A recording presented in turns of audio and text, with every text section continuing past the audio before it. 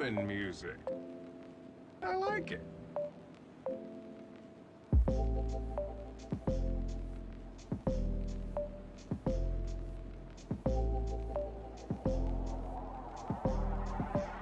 I like it.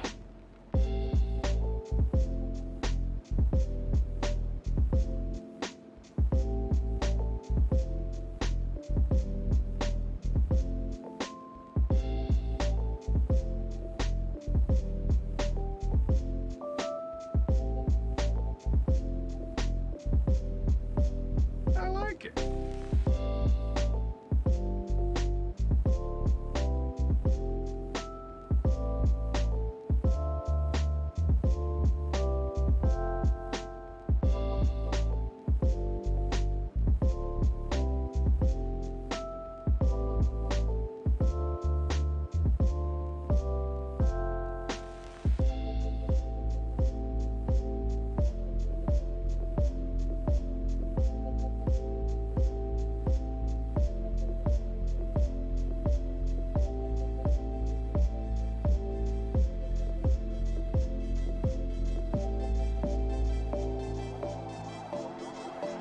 I like it.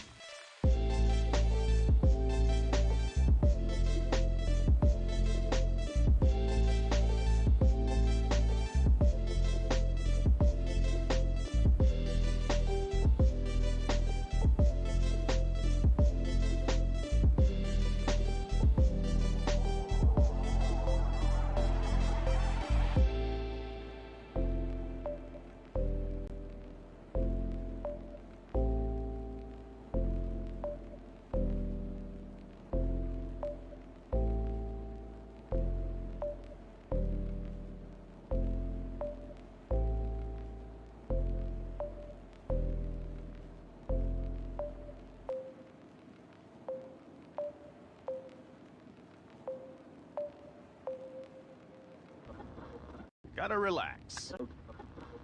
This is Earth Radio. And now here's human music.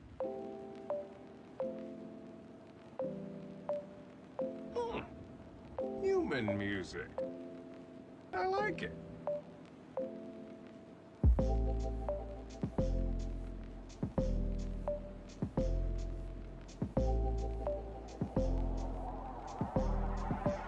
I like it.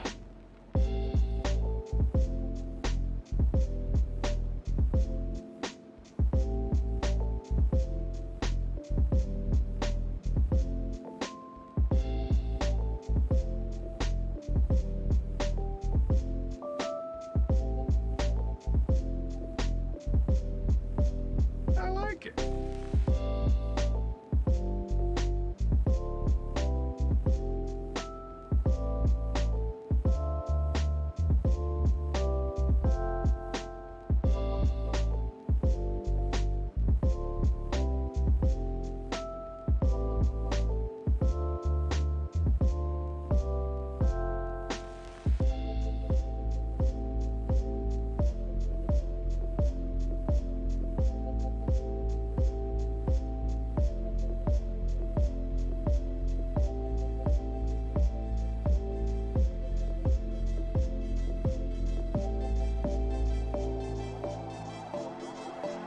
I like it.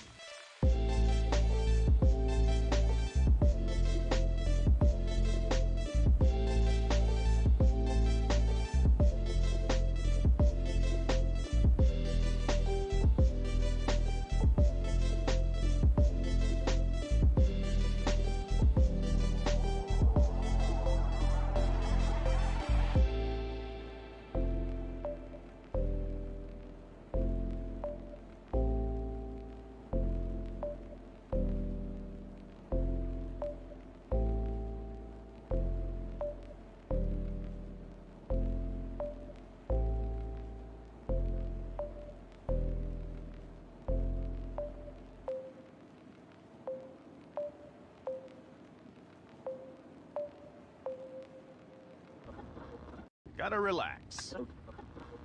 This is Earth Radio. And now here's human music.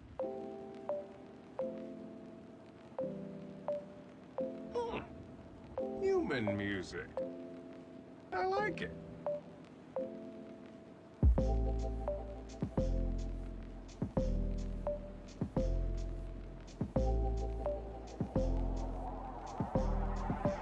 I like it.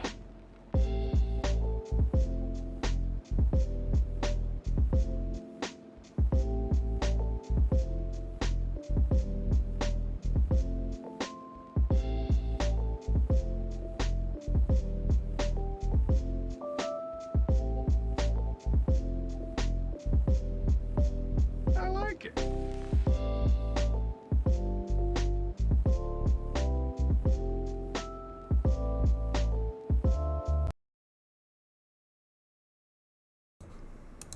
Hello, ladies and gentlefish. We are here today. We are gathered here today to make some art and stuff. I'm very tired. I'm bordering on delirious at points. So it's going to be a short stream because I got work tomorrow. And also I'm just exceedingly tired, and there's some things around the house that I am now remembering I need to do. So, we won't be around too long. We're going to try and have some fun in the meantime. We're going to be doing some art stuff. I have a request from Dark Life, who I'm going to shout out in the chat. I'm just going to double check. I'm just going to double check his Tagedu. I believe it is with, yes. Alright, let's give him a shout out.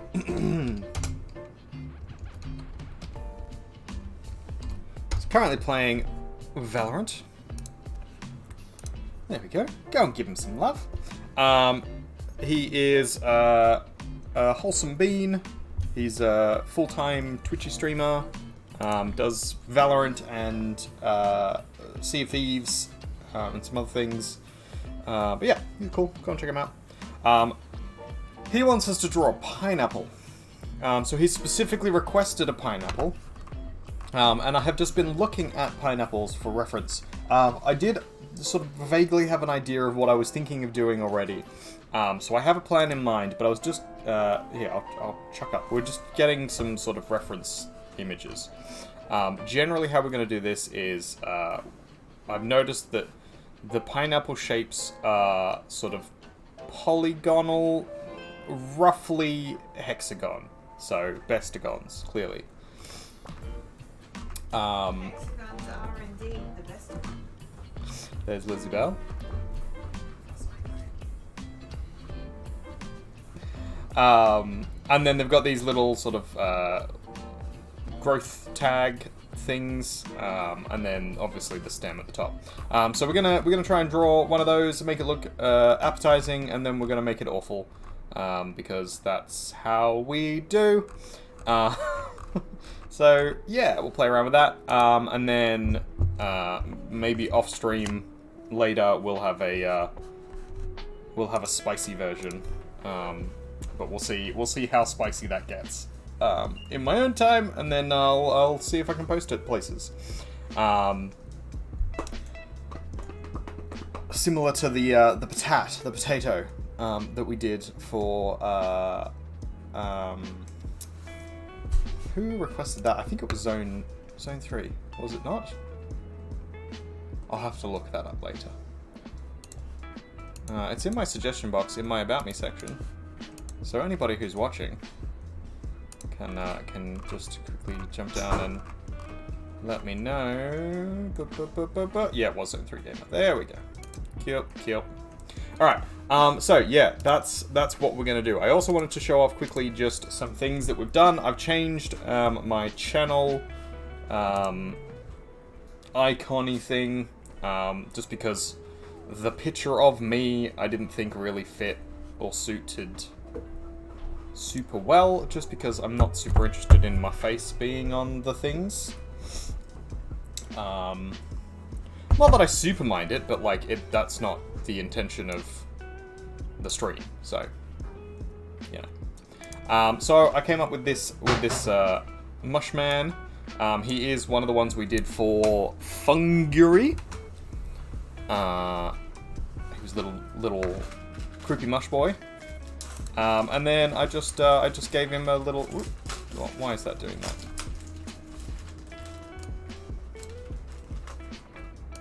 No, something has gone wrong. Oh, I know what it is.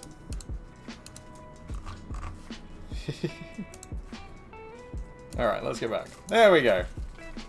So it's not perfect. There's some things that I potentially need to fix up and change. This, for example.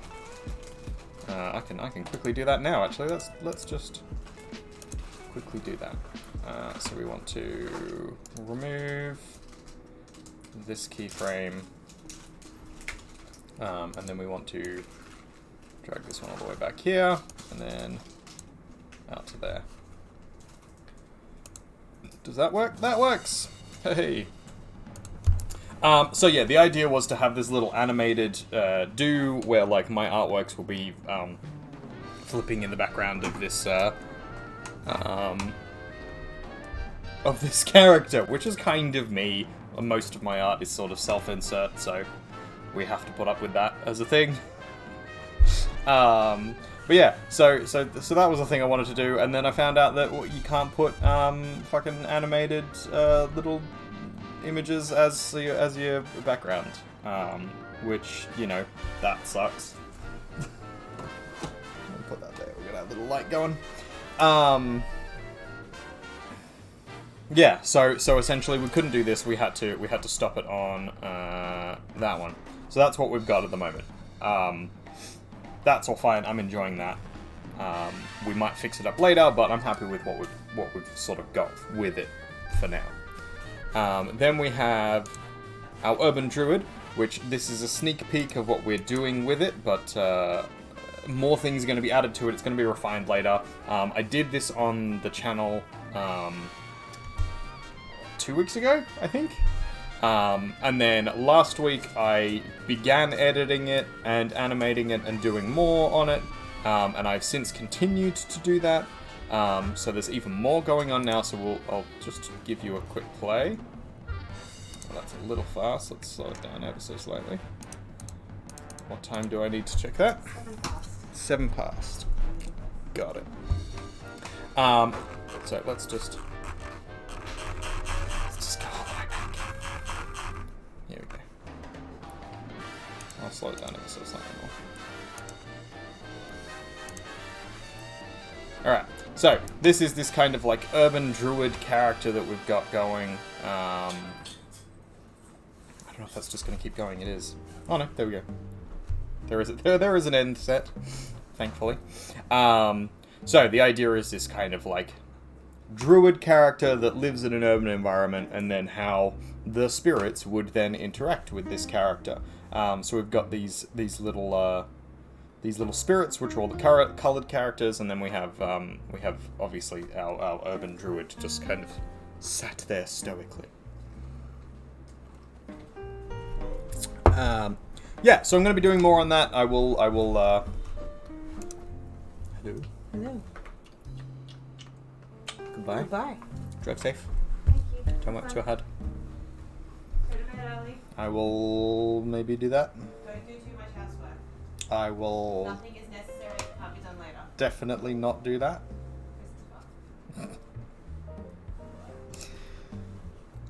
Yeah, so there's a lot more work, there's a lot more detail that I wanted to put into it, but I'm quite happy at the moment. So I've, if you can see here, the last time we saw this, oh, there we go.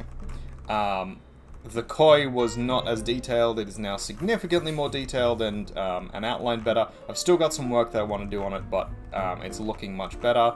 I put a little bit more detail and some frames into our little fox and rabbit chase here.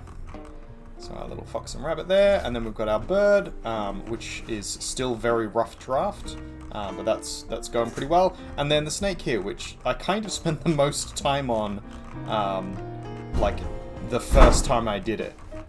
So the snake is actually looking really good. There's not much I'm going to change on that. Maybe just a little bit of extra detailing, just to sort of, you know, bring it all together. Because at the moment it's just sort of a purple line. And it does have some definition and stuff and some variability, but overall, it is kind of just there. A dealing, I think I shall. But yeah, so that's a thing we're doing. But today, so let's just close this because we don't need to fix that. We do need to save this one because we've edited it. And we'll leave that open. Now, we want to do 2 new things. We want to do a small... so probably like an A6 little canvas. And then we want to do like an A5 maybe? A4?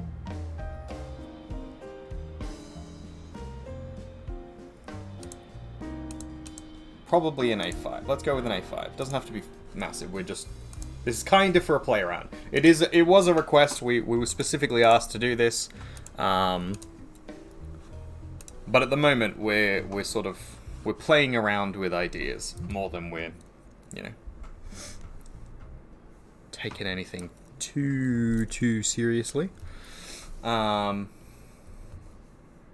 This is set up properly. Yes, perfect. I've been having some problems with this tablet. I think it's because the cord and the wire is not, the plug is not perfect at the moment, or not set up in a way that's perfect, and so when it unplugs, hey, I caught that dealing, awesome.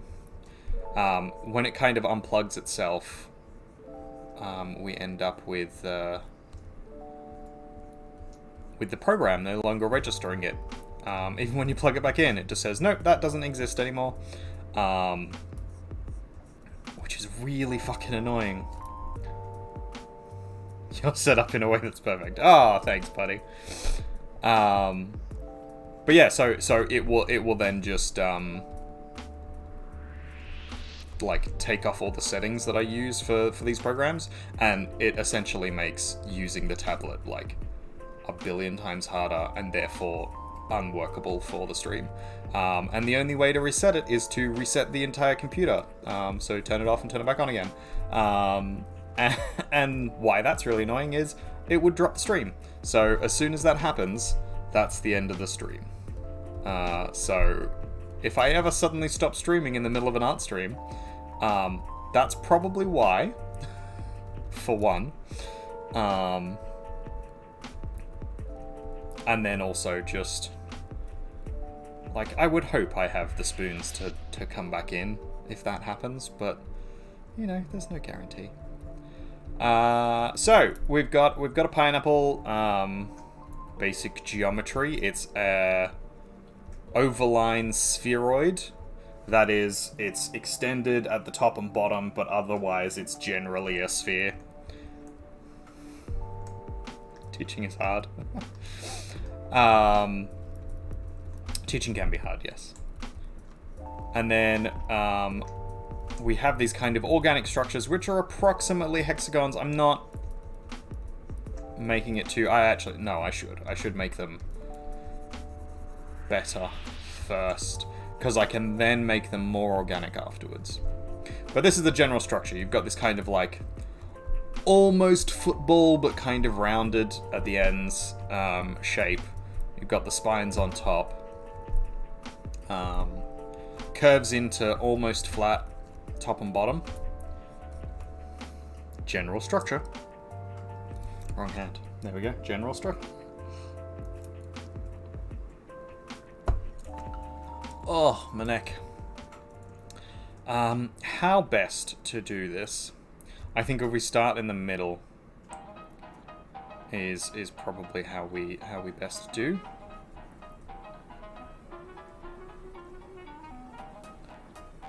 And it doesn't have to be perfect, but this is kind of the general idea. Hydrate, posture check, and a stretch. Oh, okay. Let's start with the hydrate. Self-care is important, ladies and gentlemen.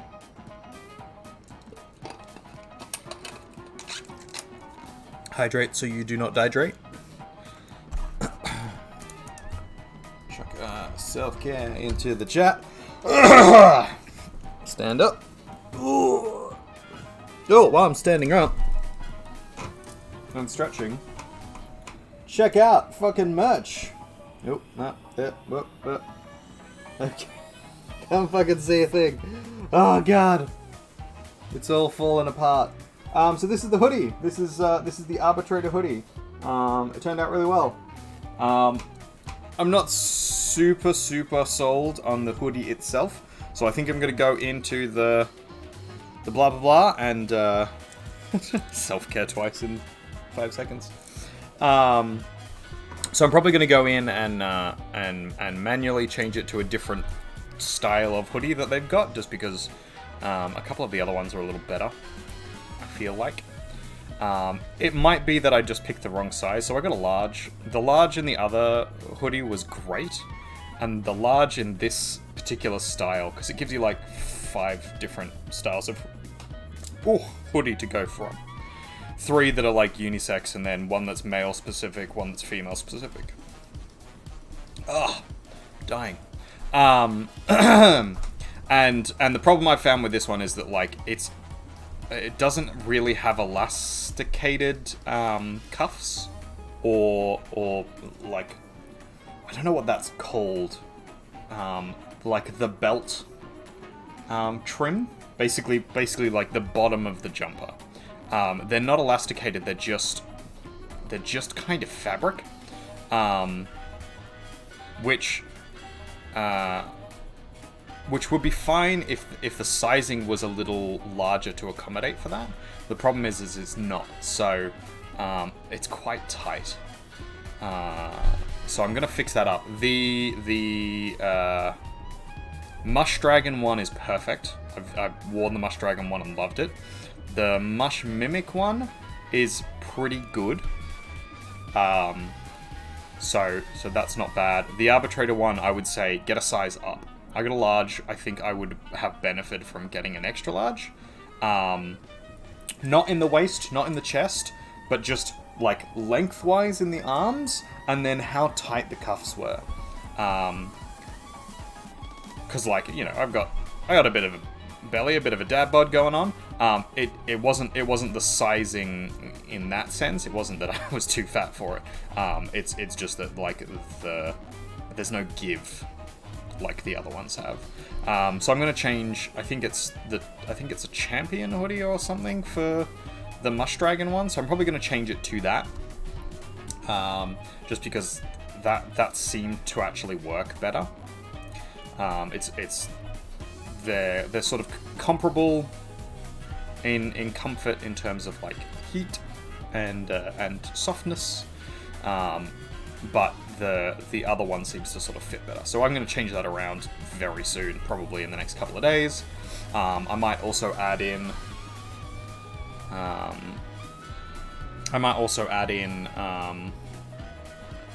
some new designs. I'm trying to avoid adding too much in there just because I don't want to overcrowd it, and I'm limited in how much I'm allowed at one time, so I have to take something down to put something up.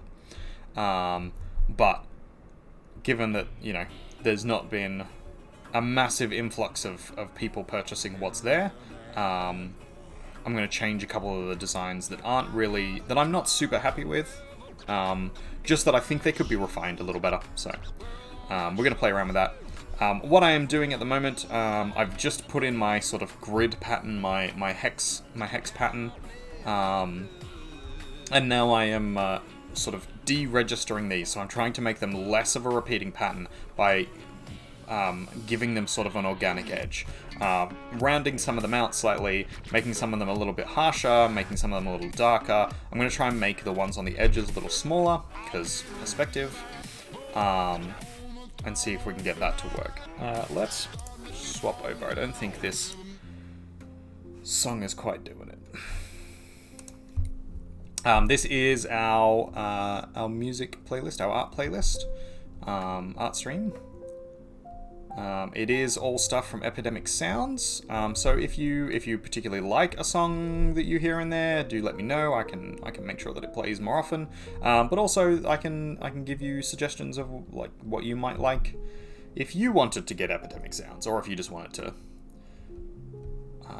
all of these songs are on Spotify. I'm actually playing it through Spotify at the moment. So if you have access to Spotify, you can essentially run this entire playlist for the price of a Spotify. Although Spotify, I got Spotify Premium, but Spotify, the free one, still has access to all of these songs. So for free, you could do this. The payment is for the licensing, which means that I'm allowed to play these on stream and not get copyright struck, which is nice because, you know, I like having my channel.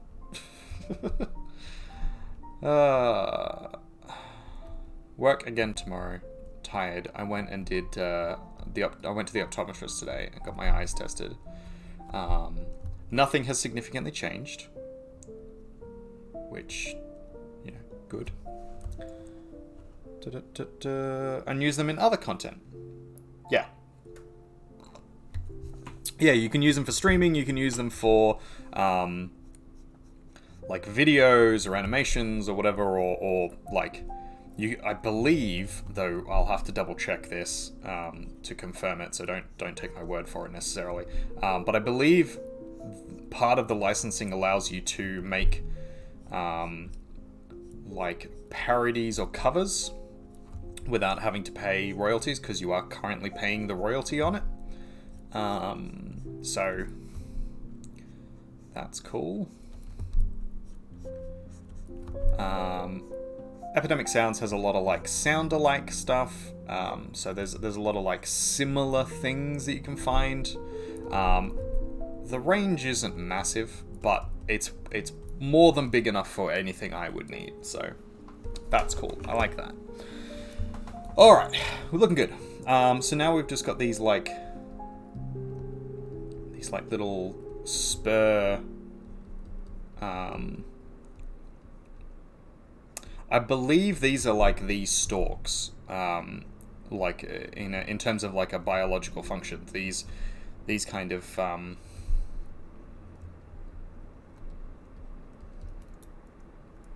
these kind of spikes are sort of juvenile versions of the bigger thing, or elder versions, and they've fallen down or something. I don't know enough about pineapple biology to to really say with any certainty. Probably should have researched that before I started the stream, but honestly, I wasn't planning on talking about it, but here we are. And lots of unique stuff too. Yes, lots of things in the same sort of vein and genre of other things I've noticed. There's few things that are like truly original in it. There are some. I obviously haven't come across much of it.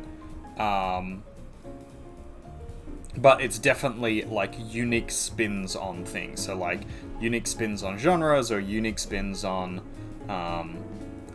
like a type of thing. I have a pen. I do not have an apple currently. The apple is over in the fruit bowl. Alright, so here we have a pineapple. That didn't take us long at all. Now, coloration. While the inside is very bright yellow, we do have some quite dark greens and some browns on the outside here, now that I'm looking. We don't want to go with something that's too ripe, I don't think. But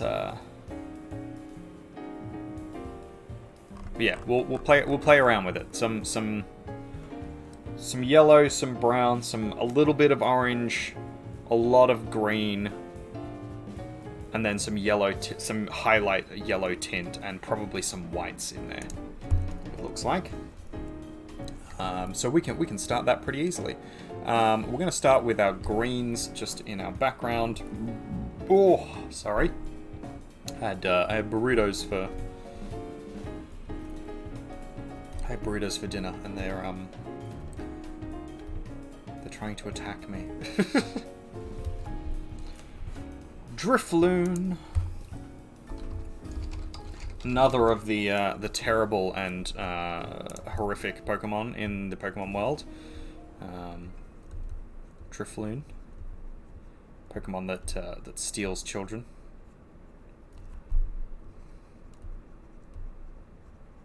Most of the ghost Pokemon are like that, actually. I've noticed there's a theme. If the Pokemon's a ghost type, then it's just like automatically fucking terrifying as like a conceptual thing. All the Pokedex entries and all the like lore around it is immediately like the worst fucking thing ever. Which, you know, it's kind of funny, but for a kid's show.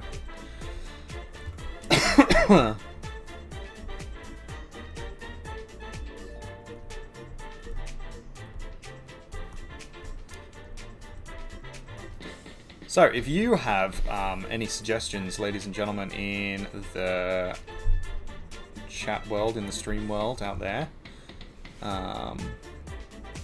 for things you want to see me do let me know. I don't get around to doing everybody's suggestions, especially if there's something that, like, I don't want to do. Like, that I will definitely attempt things that I don't usually do. So, like, if you've got a very specific kind of request that you want to see, feel free to ask. I can say no if it's something that I'm like, oh yeah, I've done that before and I just hate doing it, so I'm not going to do it. But like, I'll generally try and do everything once. That's my life. That's my life rule, essentially. Try everything once.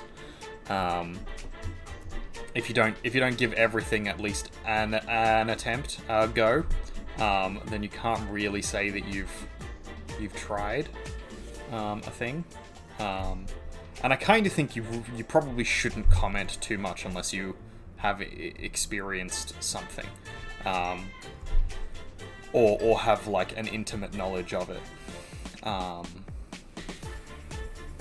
There are obviously caveats to that and exceptions to that rule, as there always are. But like, it's a pretty good rule to live by, I think, personally. So try everything within reason once, and then, you know, if there's a conversation topic around that thing, you will have tried it and therefore know firsthand an experience that you can add to the discussion.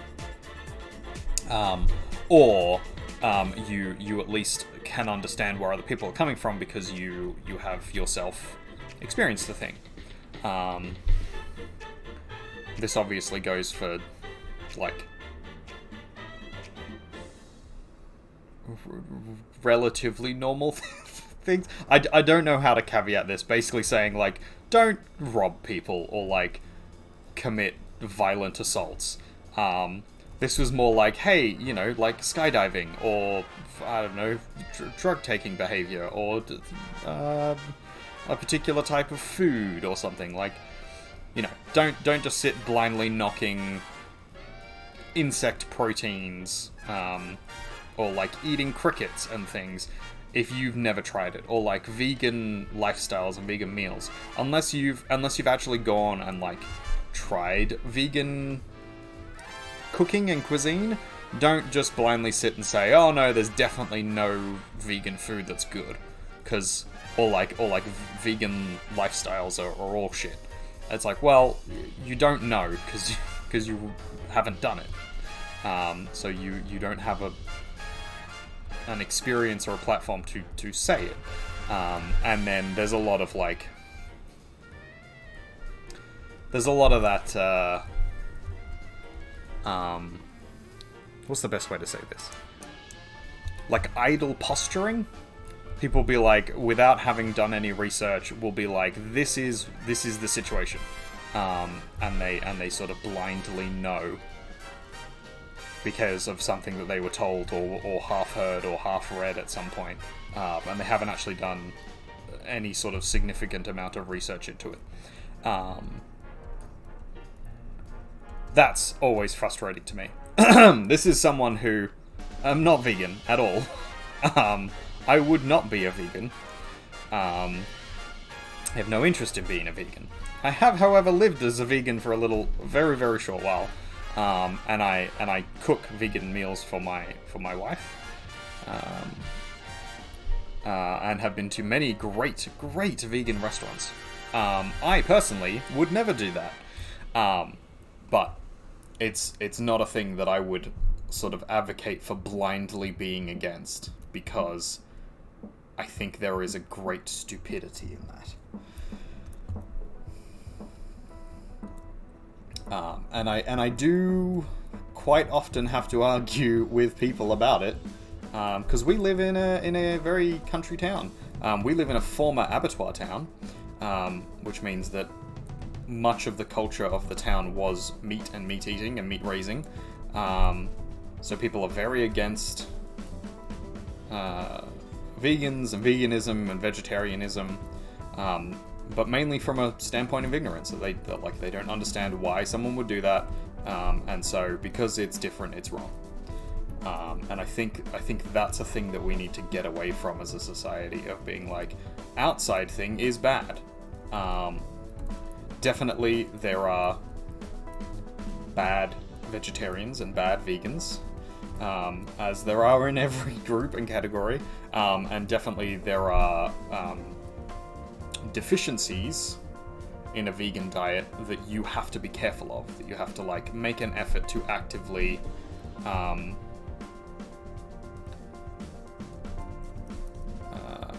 compensate for. So for example, like complete proteins, amino acids, and like your vitamins and minerals, you can't get all of those from a very simple vegan diet.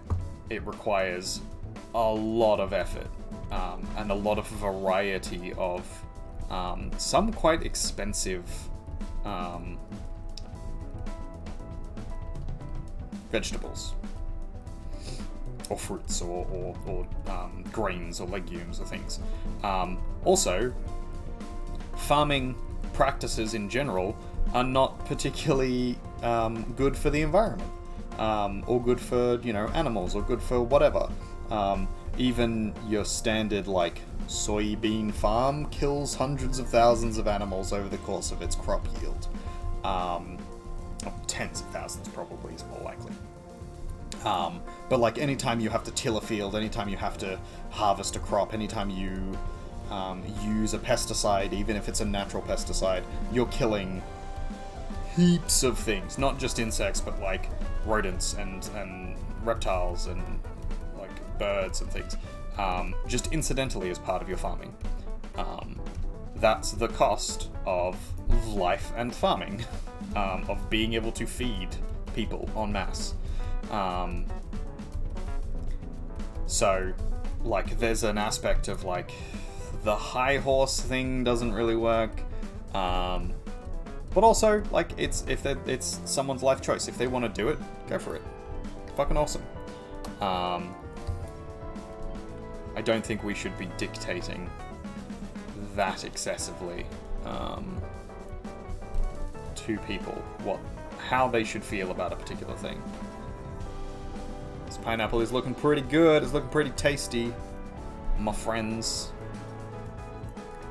Go darker on the outside a little. Darker at the tops and the bottom. And I think we go a little bit more green down here. Just green at the top. Ah, it's beautiful. It's beautiful. Guys, fucking A.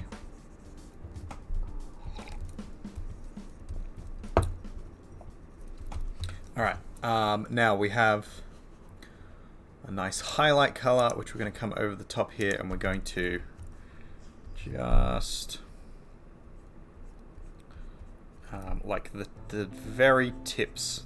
This might be a little small and a little strong. There we go, that's a little better.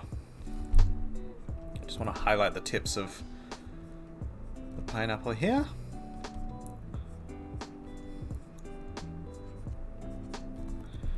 And then we're going to come in here a little and just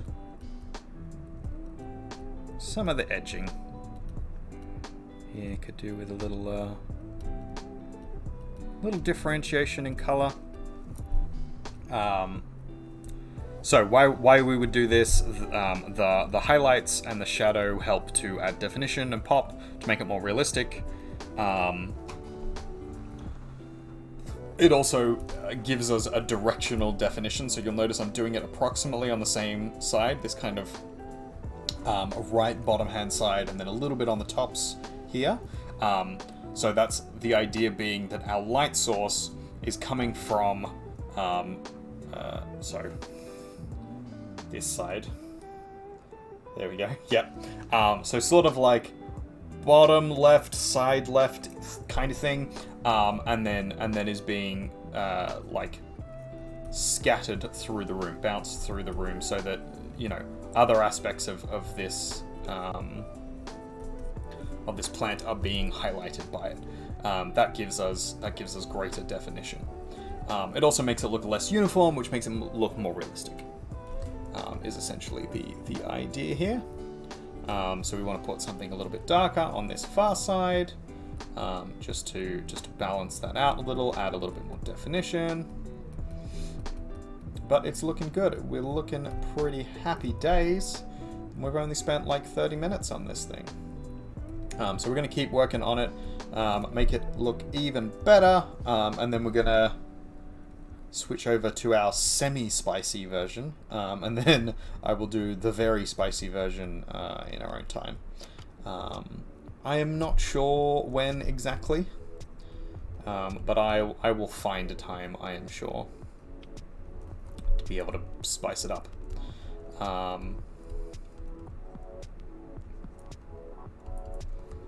You'll see what I mean once I get started with the semi-spicy version. I am trying to start an OnlyFans, ladies and gentlemen, if you are interested. It will not be me, so if you're looking for that as a thing, calm down. But no, I'm planning on putting some very spicy artworks, some not safe for work artworks, into the internets. And I figure that's probably the best way to do it, is to find a little bit of a following on the in the wilds of the internet, and it'll be like a subscription-y thing for you know, $5 or whatever. I'll post every week or every couple of weeks a particularly spicy picture or two.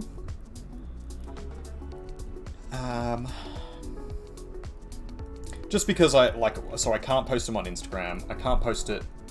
I can't do the videos on Twitch because they'll get taken down. So I wanted a place for some not safe for work stuff, because it sells a little better. People are more interested in it. But also, like, I think that's a reasonable progression.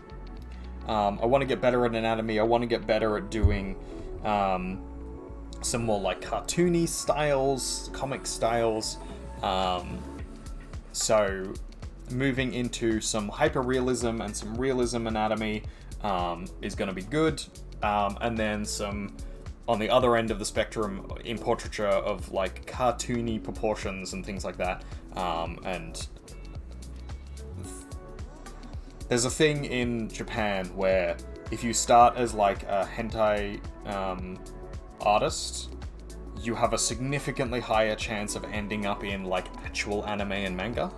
And in Western countries, it seems like that's not necessarily the case. It's sort of like, if you fail at high art, you end up in low art and pornography.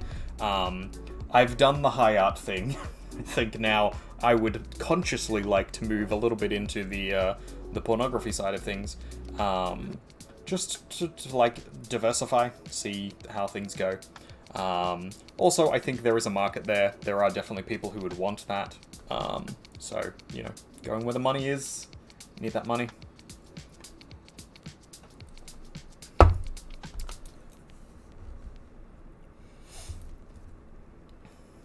I've sort of lost my fear of the backlash a little. I don't want to be in teaching anymore, so I don't care as much about that.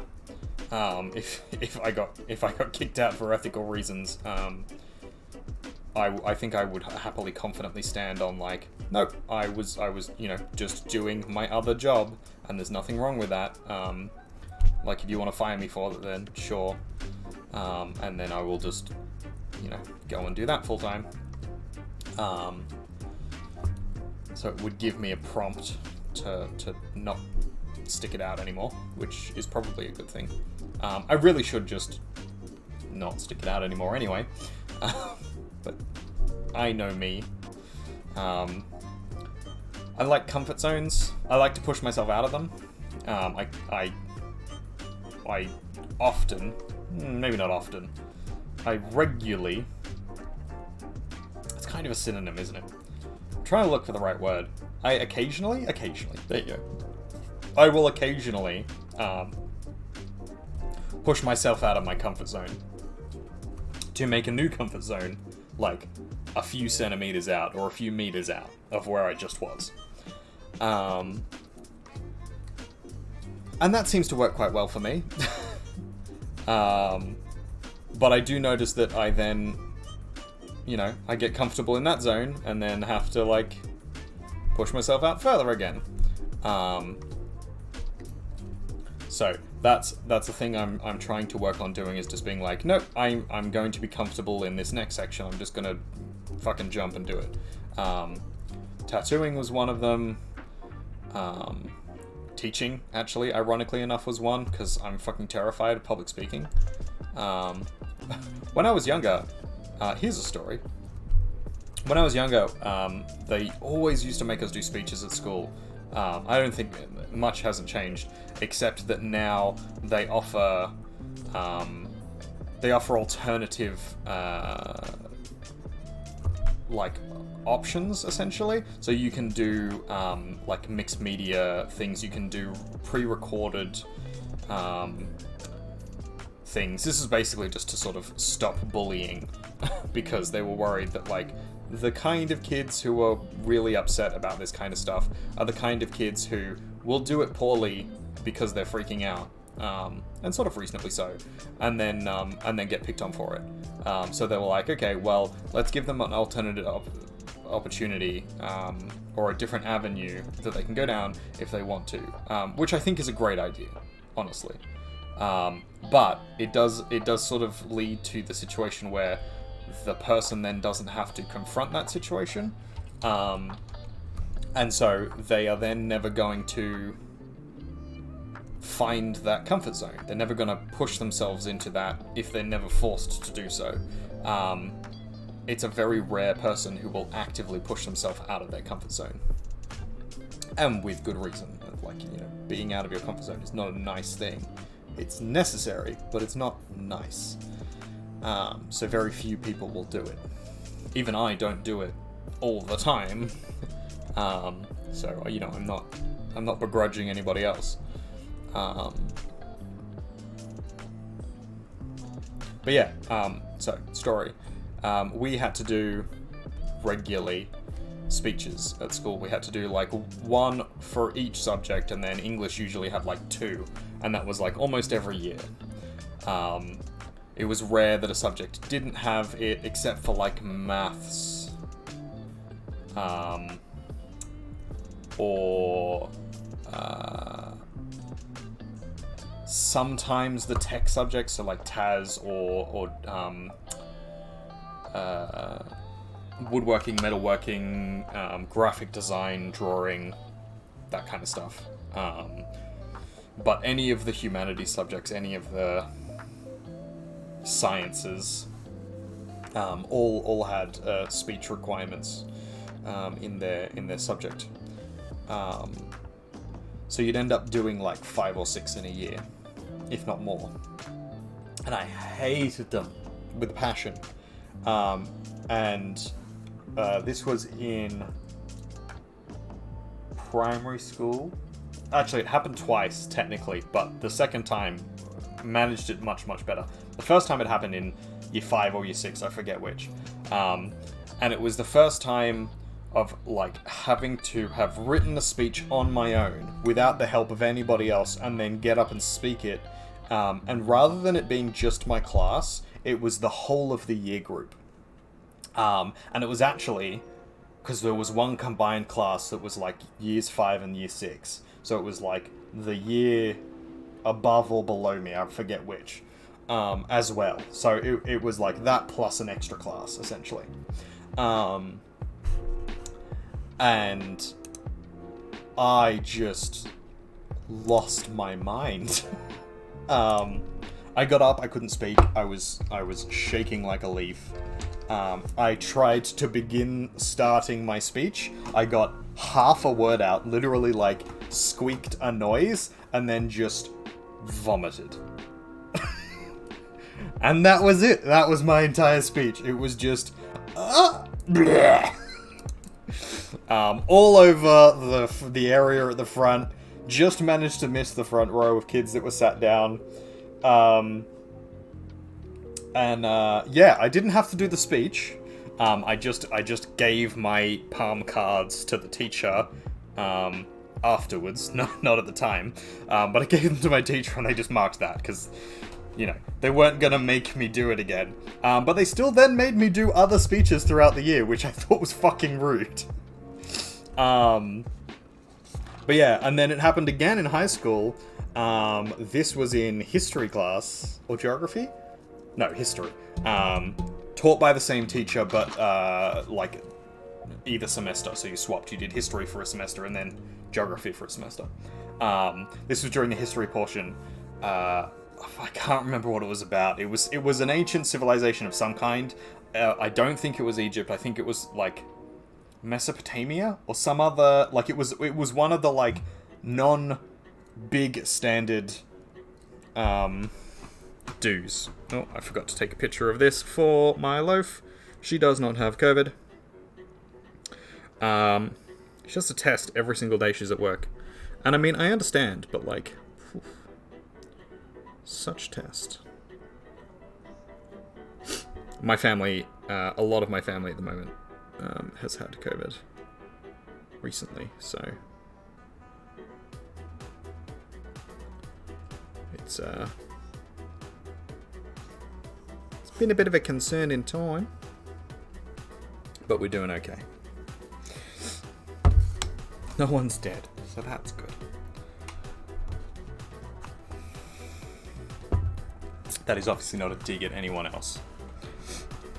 Before people start trying to blow things out of proportion, as they are oft to do. Yeah, so I was giving a speech on something, Mesopotamia, I think, or something like that. Incas, I don't know. But it was one of the ones that, like, at the time, you kind of knew very little about, unless you were a history buff. Or unless you were, like, from an area around where one of those cultures was. So I had no fucking clue about this thing. I'd just done a little bit of research and had come up with a speech. And once again, freaking out. I was supposed to go first for that day. I definitely wasn't on the first day, but I was supposed to go first for that day. And they skipped over me, and I was like, oh, that's weird. And then, because I was still, like, first on the list, I was like, oh shit, am I gonna have to do it today or not? And so I sat there kind of anxietying about it. If I had just gone up and done it, I think I probably would have been okay. But the problem is that I sat there for nearly the whole period, so like a 65-minute period. I sat there for like a good 50 minutes, just like spiraling of anxiety about, am I gonna have to get up next? Is it gonna, like, is my name gonna be called? I'm gonna have to, like... So I'm like, I'm half trying to, like, pay attention, half trying to go over my notes and sort of rehearse the speech in my head, because my school had this thing of, like, if you read off the cards, you can only get a certain mark. You had to memorize the speech, which was fucking rude, because I couldn't do that very well. Also, like, dyslexia and, like, just my brain doesn't work that way, so and apparently ADD. So I was fucked to begin with. Anyway, so I'm sat there like losing my mind over whether or not I'm going to be next, and like trying to sort of keep ahead of the like what I need to think to say, and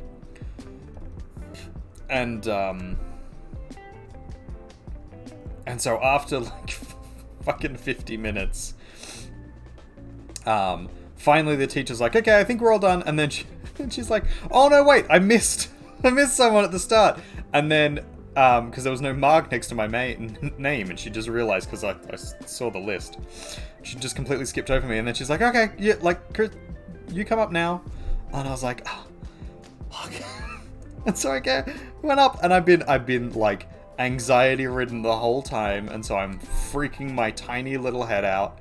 It was actually not that tiny at this point. I was quite a large boy, tall, very skinny, lanky, some would say.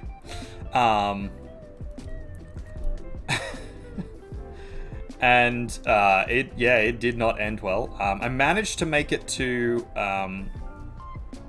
halfway through my speech, or like a quarter of the way through my speech, and then I had begun by just saying the speech from memory, and then I had to. There was a part that I didn't know because it was like facts. So it was like dates and the specific names of things, and because it was like Mesopotamia, it was names I couldn't pronounce and things, and I'd only ever read them, I'd never heard them, so I'm like, I need to get them right, so I had written them down phonetically, for some of them at least, and then I had the dates written down, and so I was like reading that bit basically off the palm cards I had, and then the teacher was like, you need to sort of just say it. You can't read off the palm cards. It doesn't matter if you don't get all the information. The point is to like memorize it and have it ready to go, not just reading it. And this entirely broke my flow. So I had started and been like freaking out, started talking like just based on pure memory where I was up to, got to the difficult bit, and I was like, okay, this is kind of throwing me a little bit, but if I can just read through and get past this bit, then I can remember the next part and just be able to finish the speech. Anxiety was starting to go back down, but I was still a little freaked out. And then she interrupts me and says like, oh yeah, by the way, blah blah blah. If you keep reading off the palm cards and don't just speak, then you're gonna lose like half of your marks essentially. And that was it. She entirely broke my flow. I was fucked. I couldn't remember any of where I was up to. I couldn't remember the names of anything. I just sort of stood there blankly for like 2 minutes, and I think she could tell that I was about to start spiraling, and she's like, it's okay, you can read off the card, you're just gonna lose some marks. So she went from losing half of them to losing some, and that was it. I went to open my mouth and couldn't. I turned around, grabbed the bin, and just hurled my entire lunch into it. She swears. Half of the class are like, oh! Yelling out, laughing. I'm there like, tears welling in my eyes, and being like, oh! And like spitting, and it's like coming out my nose. Fucking awful. And then that was it. She was just like, okay, right, no, you're done. Good. You go outside and freshen up. And I was like, for fuck's sake, if you hadn't said anything, I probably could have gotten through the speech, and you could have just docked me like a couple of marks. But because you said something, now you fucked up, and now you have to give me more marks. She did. She ended up giving me quite good marks in the end, even though my speech was pretty shit, but I think she felt sorry for me. But the whole point of the tangent, the whole reason for this conversation in the first place was, I fucking hated public speaking to the point where I would literally throw up because that's how bad it was. I have gone into a profession that requires me to public speak literally every single day. And I kind of did that on purpose. Part of it was like it's a good backup for the kind of stuff I want to do. So getting into an art job is kind of difficult. Making money in the art world is a dream. Anybody who can do it without like seriously compromising their values is amazing and should be lauded for their abilities. So teaching was a good backup of like, okay, well, if I can't do the art thing and make a fuck ton of money, teaching is a good backup that I'll still be able to make art, on the weekends or as part of teaching. And then, I'll just put up with the teaching thing. And it will give me enough money to have a house and have a family and blah, blah, blah, blah, blah. I was younger. Things changed. I'm still having a family and I'm having a house, but I am not the breadwinner. Happily not the breadwinner. And also, we don't plan to have kids. I have no interest in having kids. I will have puppies and be very happy about it. Which is a discussion we can have at another time, I think. Because I do end up getting lots of questions about that, or I have in the past at least, which is an interesting one I found for there's this assumption by certain groups of people,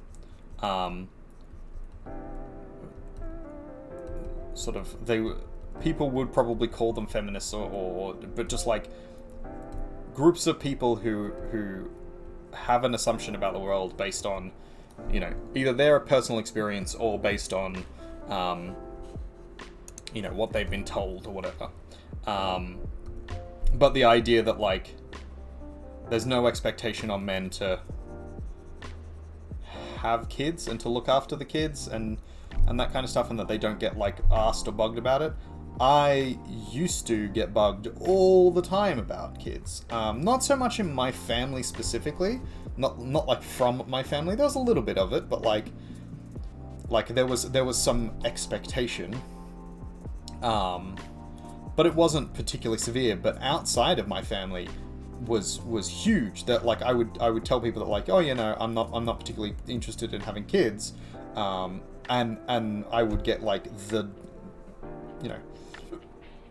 20 questions and the nth degree, and then, how are you gonna find meaning in your life and blah blah blah, the usual stuff, and then are you actually a man? Are you gonna, you're supposed to be providing for a family and giving back to society and blah blah blah, all the usual bullshit, essentially. But yeah, that's a thing, and I would happily have the discussion online, I think. So if anybody is interested, please do let me know, and we can chat about it. But yeah, I have a few different reasons, and then also a few different reasons why I was going to begin with when I was younger, and then what's changed since then, and then also just the circumstances under which I would then change my mind again, because it's not a hard line in the sand. I haven't gotten a vasectomy or anything. There's reasons I haven't gotten a vasectomy. I had considered it, and I'm still considering it now, but there's a lot of miscommunication about some of these things. The whole just get a vasectomy, it's reversible. Yeah, that's not always the case, and there's a lot of other things that happen that it's a surgical procedure, and just like having your tubes tied for ladies, It's not something that you should do without just thinking about it. It's definitely not something that we should just throw around as a like, hey, this is an easy solution, like putting on a condom or having the pill. If there was the pill as a contraception for men, fuck, I would jump at that. But there isn't. So, but that's a whole nother conversation, I think. I mean, loosely related, but yeah, that's a frustration I've found recently, at least. There's a lot of the discussion, especially in the like pro-choice bodily autonomy community. There's a lot of disingenuous discussion around medical intervention for men, and I do understand for anybody who's sitting there thinking and you know wants to push back on the idea. I do understand that it's like, oh well, you know, women have this thing that their, you know, bodily autonomy is being taken away over, and I think there's a lot more nuance to that conversation. But I do entirely understand what they're saying, and I do entirely understand that quite a few people, at least in the beginning, were kind of saying you know, well, all men should just get vasectomies, or there's a, you know, that kind of stuff as like a, here, you don't like it, so why should we? But I think the counterpoint to that I would have is that what you are saying is disingenuous because you have to lie to make it equal. And you wouldn't even have to lie, I think, is the thing. Is like, you don't have to lie to make it equal, because you wouldn't have to lie in the first place, because, you know, not having access to abortion or you know, some of the forms of birth control for women are actually as detrimental or damaging or irreversible or dangerous as a vasectomy is. And yes, vasectomy isn't the most dangerous medical procedure, but there is a lot more that sort of people don't talk about. And given that men's health, especially sexual health and mental health, and reproductive health is not talked about in a very productive way, and is definitely not equal and par to women's and children's health. That throwing around conversation topics like that is not a productive way to have a discussion, and it has led to a lot of people taking up that talking point as if it was a legitimate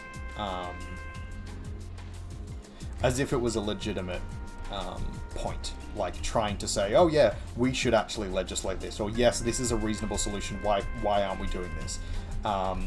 Because they've done no research into the topic, they actually don't know anything about it. They've seen, like, you know, a YouTube clip or a TikTok or something from a specific doctor who said, you know, the vast majority of them are, you know, not harmful, reversible, etc., etc.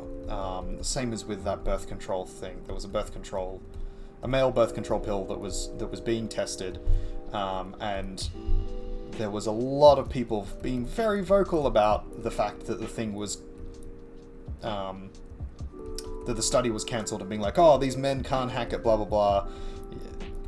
They didn't do any research into it. They didn't do any research into why it was cancelled, and then they made blanket statements about people that ended up actually being quite harmful, because people died in that study, and it was stopped by the medical professionals who were running the test, because it wouldn't have met the threshold for the FDA, so the drug would never have passed.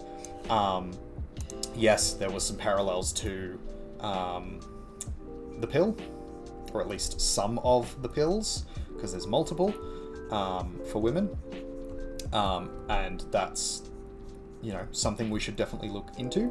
But the solution is not, well, we have to put up with it, so you should too. The solution is, we should make the pill better, and then also like look at, you know, what actually was the seriousness of this. Like, people died. It was not a particularly large study, which means a fair amount of people would die on it. And even the people who knew the risks were like, a lot of the men in that study were like, no, we'll continue doing it even though a guy died. It was actually a couple, but at the time it was one. And they were like, no, we want to keep going with the study despite that fact. Because we would much rather be on birth control. We would much rather have the say in bodily autonomy for ourselves, just like women have had for a long time. And that was never really communicated as a thing.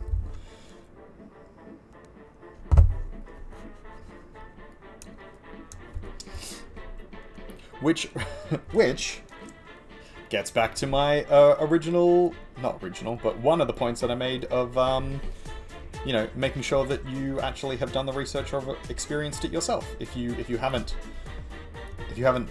gone in and done the thing, or researched it, or closely know someone who's doing the thing, or whatever, and have their full story and their full experience, maybe you probably shouldn't be talking about it, because if you're just sort of blindly saying things, I understand the irony in that I also do sometimes do that. Nobody's perfect, but there's a lot of people who just don't care. Like, don't care about being correct. Would rather say the thing and then check if they're correct. I think being correct is important. Like, knowing what you're talking about. And obviously you can't be perfect. Like, I'm not expecting everybody to be an expert in everything they say at all points in time. But, like, try and do a little bit of research about it. Try and make sure that you know what you're talking about. If you are confident in it, if you're fairly sure then sure. Say the thing, you're allowed to be wrong. But also accept when you're wrong, when people provide you with evidence contrary. Especially if they're, more experienced or knowledgeable in the situation. Just generally a good rule in life. Alright, pineapple. Kind of more detailed pineapple than I intended to do. But I was on a rant, so... so I needed to finish my rant.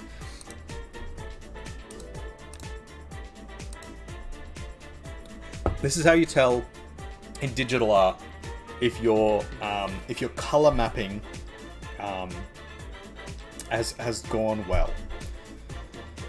If you can turn off your line layer, your black layer, and you can still see exactly what it is and all of the basic structures, you have done it correctly. This is why I prefer to do the painterly technique, that is to layer over the top of other layers, rather than just selecting sections, doing big blocks of color and then putting in. There is definitely a reason to do that. That's a very cartoon, flat style thing, and it looks amazing if you do it properly. But without the line work, it can be difficult to see what's going on sometimes. Not always, but sometimes. This style means that you can pretty much see everything that's going on even without it. So that worked really well. I'm very happy with that. We are now going to move on to the spicy version. So,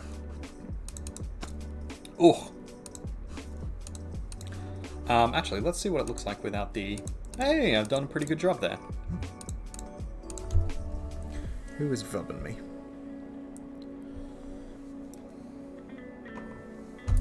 Let's put this over here so it's not vubbing right in your ears.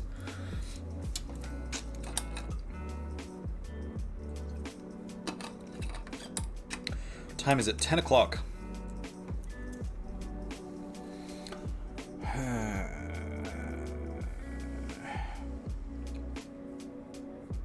Yeah, I've only been streaming for like an hour. All right, we'll do a little bit more.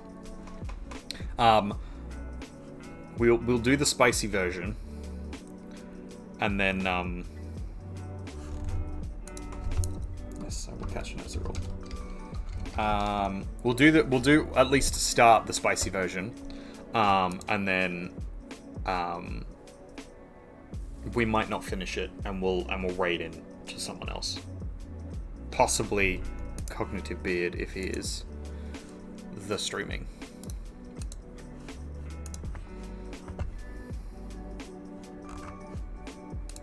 What happened to my pinned bullshit? Maybe we'll raid into Firelight Chaos or Dark? Maybe Mal? Anyway, there's a few options there. I thought Cog was streaming. He's not. Weird. Okay. Yeah, so what we want to do is we want to merge all these layers down so that we can copy and paste this in. And then we're going to unmerge them because we actually don't want them to merge together. Or just not save this, I think is probably the way to do it.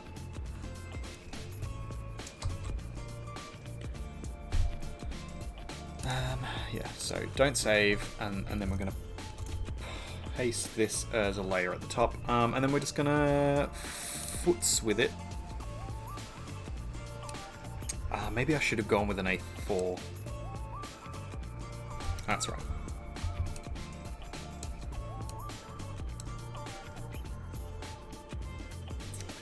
I want to free transform because I actually want to move. Nope. Warp. There.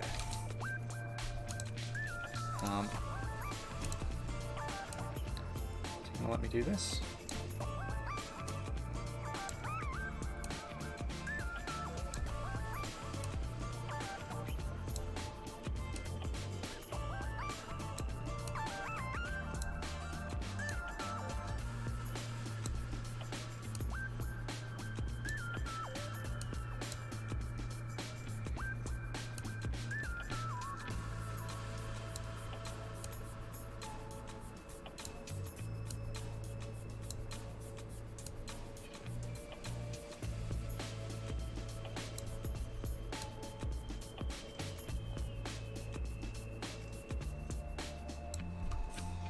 How's that look?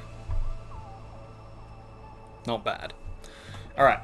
The reason why we're footsing around with this, back to free transform. I'm going to make it a little bit smaller. You will see in a second what we intend to do with this. But here's a really good hint. I need probably more on the vibrant red. Or do we want a more pink? I think probably there. All right. Here's a good hint. No, it needs to be pink. More pink. More pink. There we go. If you can work out what's about to happen. I'm gonna do a color layer first, actually, which will be, I know will be an interesting choice for this, but I'm trying actually to move a little quicker. I want to do this quickly, and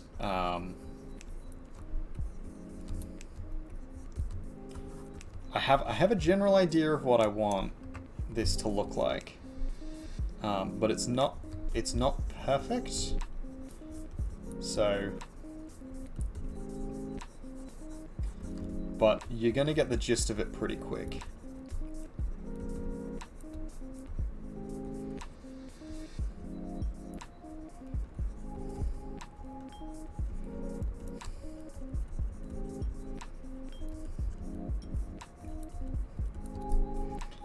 So I think I actually want to make these a little bigger, because the idea is this is supposed to be a kind of forced perspective deal. I might need to make the pineapple head a little smaller.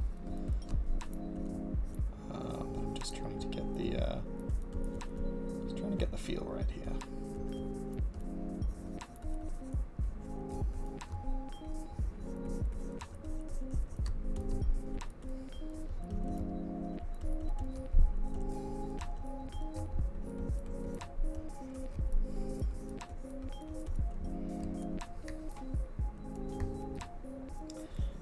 I kind of hope nobody raids into us. Just because having to explain what we're doing now is going to be difficult. Basically, Dark requested from me a pineapple. I obviously did this lovely pineapple at the top here. I then decided, hey, wouldn't it be funny? Wouldn't it be funny though, if fuck, I'm an idiot. If, for example,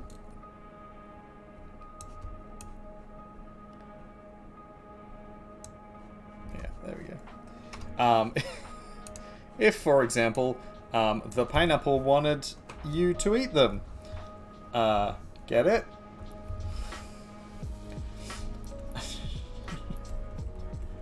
Fuck's sake. But then I had kind of like run with the idea, and I was like, no, that's kind of funny. Let's do it. And in the vein of, you know, I want to do a little bit more spicy art. Not just for the sake of doing spicy art, but like playing with perspective and anatomy and getting better at that. And then also just because, you know, why not? Why not do a bit of spicy art?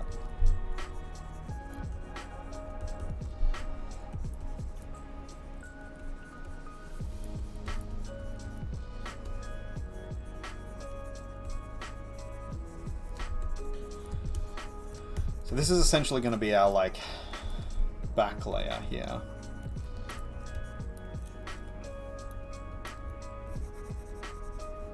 This is roughing out what we want it to look like.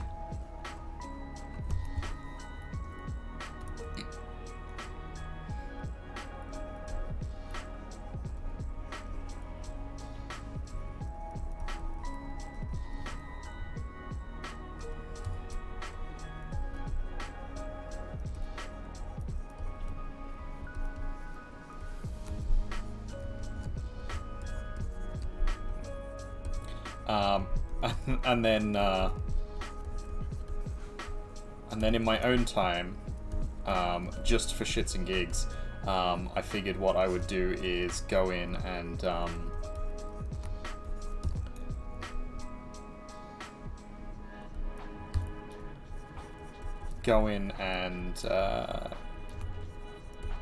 make a like very spicy version where potentially she has her hands moved.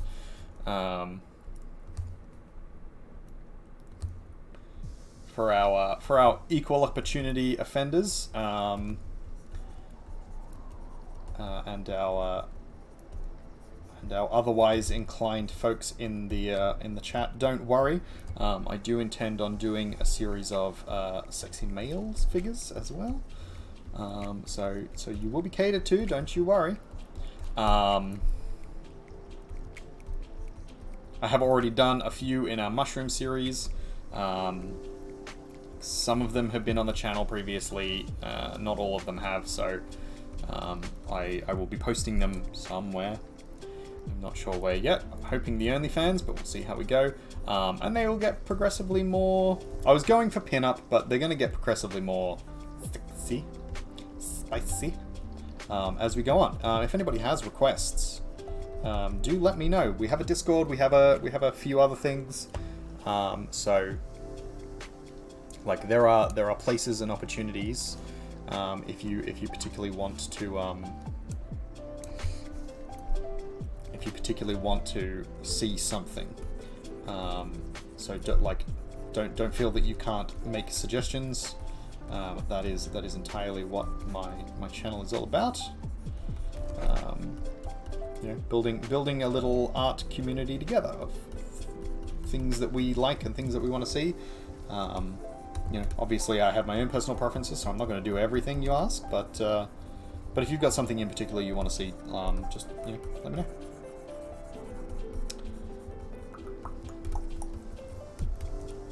This is not going to be perfect, by the way, and sort of intentionally not, just because, you know, it's a bit of a meme, but also we're sort of rushing through this,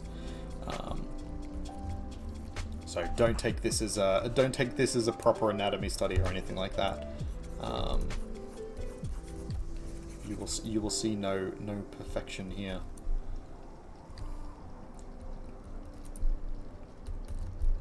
She probably wouldn't have a belly button, would she? Now I think about it, because she's grown as a plant. Give her a little bit of a belly, because the idea I had was thick thighs save lives. As the kind of concept for this one. Also in keeping with the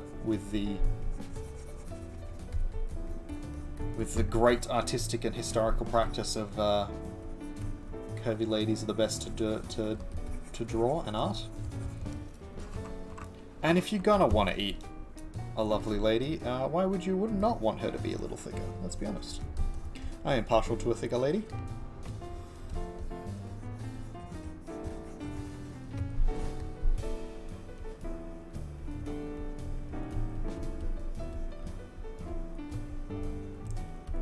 Try and pay attention to the feets down here, because apparently that's a thing that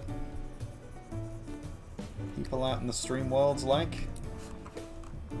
Again, I still don't understand.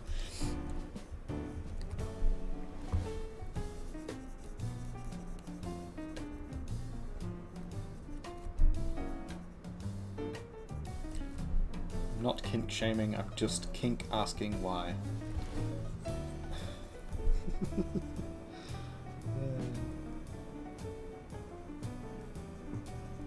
And hey, the answer may actually just be as simple as, well, you like curvy girls, I like feet. Not me personally. I don't have an issue with it. It's not a thing I actually enjoy. So, but I know someone's gonna try and take that out of context or clip it, because you're all bastards. But yeah, if that's sort of the end of the discussion, and it can't go any further than that, I kind of understand on a level. I have heard the argument be made that it's like, it's one of the kind of erogenous zones, in the same way that like neck and toes, toes, like fingers and hands, and that kind of idea of like, you know, there are nerve endings, so it can be pleasurable to have them, you know, rubbed or touched or whatever, like a foot massage or whatever is enjoyable just on the face of it, and so that can be linked, because it's already something that is like, well, it's nice to have that be massaged or whatever, because it's it can act as like pain relief and blah blah blah blah blah, tension relief. That being the case, it would be reasonable, theoretically, that, you know, this is probably not the right way to say this, but like, a wire gets crossed. Not saying people with foot fetishes are mentally ill, but just that, like, the association sexually then is kind of like a secondary, well, because therefore kind of thing. Like, if, then, and. Which, that would make sense to me. Because that's kind of the same thing with, like, necks and stuff. Like, there is an intimacy in neck play, and there is like the feeling of like having someone close to your neck and stuff is appealing, and so that then has a sexual association sometimes. Not everybody has it, but I've been with girls who are like can almost orgasm from you like playing with their neck in a particular sort of way. So I do understand that there is like there is a form of association that exists in that kind of maneuver. That is not the way I want this hand to be, now that I think about it. That's actually probably not where I want this hand to be, the arm to be either. I actually probably want it to be out slightly, and then elbowed here so that the wrist can splay there, because what we actually want is we want this. There we go. We actually want the trick here is coverage. We're trying to hide the thing that we are definitely trying to show off.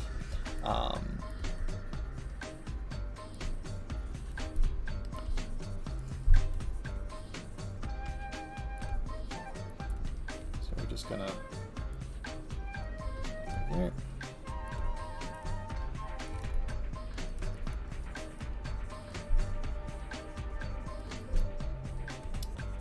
So this is gonna get significantly better shortly. It's just for half a second while we lay in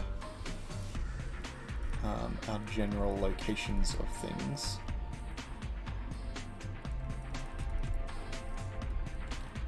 Because the general idea here is what am I trying to say? Like layering in our sections, so that everything is positioned right and looks correct uniformly, and then we can go in and like highlight sections that need highlighting and that kind of stuff. But this is looking pretty good so far.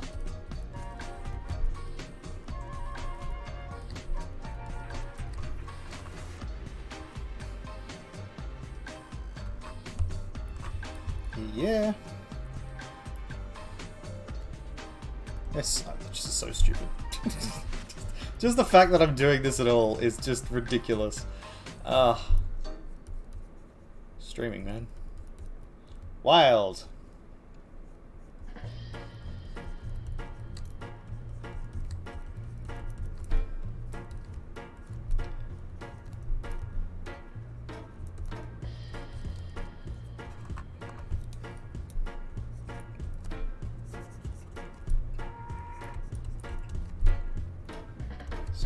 Some butt cheeks in the background there. Oop, that is not the right colour. There we go. And then we want... There we go. Just...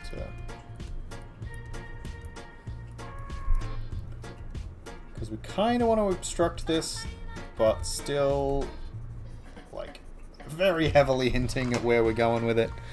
There we go. Alright, so we're going to add in a second background layer. Just to color match to the background. Basically just fill in all these white gaps. So we're going to go with the darker color, I think. Just to fill it out. We won't do the darker color literally everywhere, I don't think.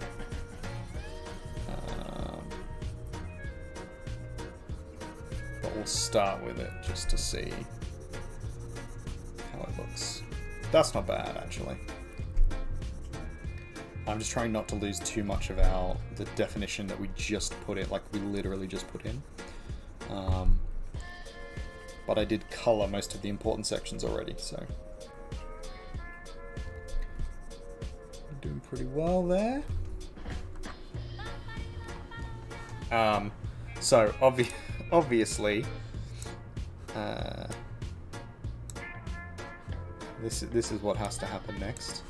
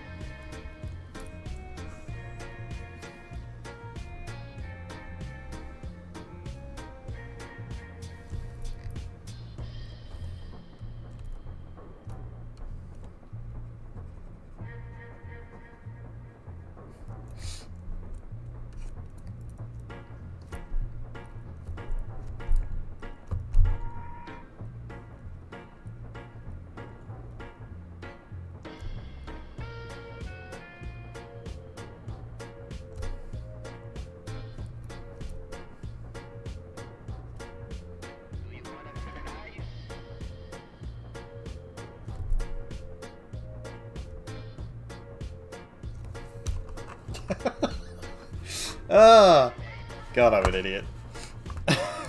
All right, so we'll go with our outline over the top now. We're gonna make it a little looser.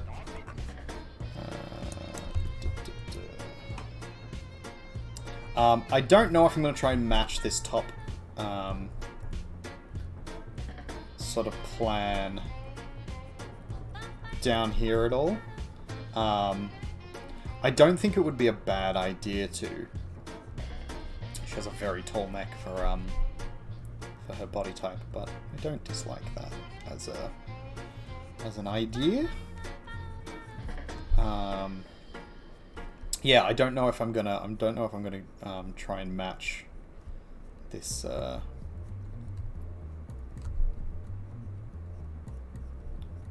just concentrating. Boobs are important. You got to get them right. If I want to match the level of detail in this top bit, it will make the image look. I don't know if weird's the right word necessarily, but like just mismatched. I think is kind of the bigger thing.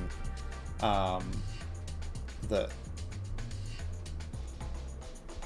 if I don't put that level of detail into the rest of this, then I potentially end up. That is probably not. There we go. Like that.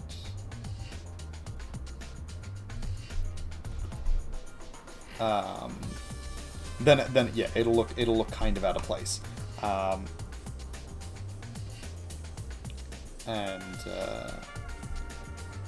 I'm trying to avoid that as much as possible.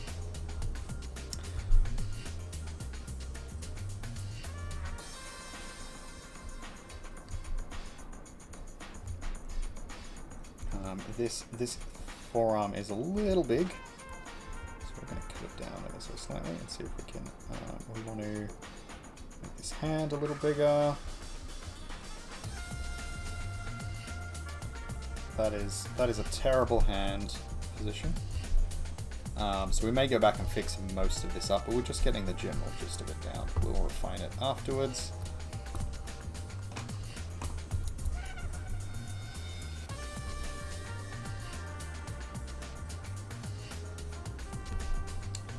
I may want to change this hand position pretty drastically.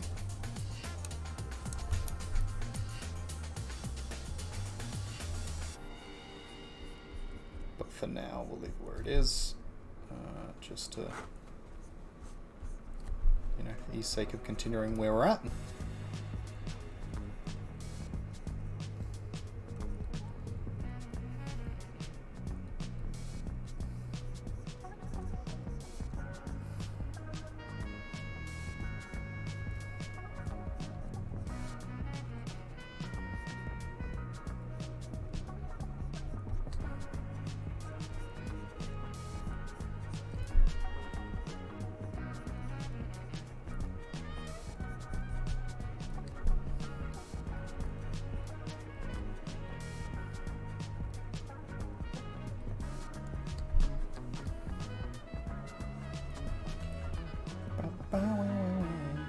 Turns at 10, 20. Cool. We're still doing good.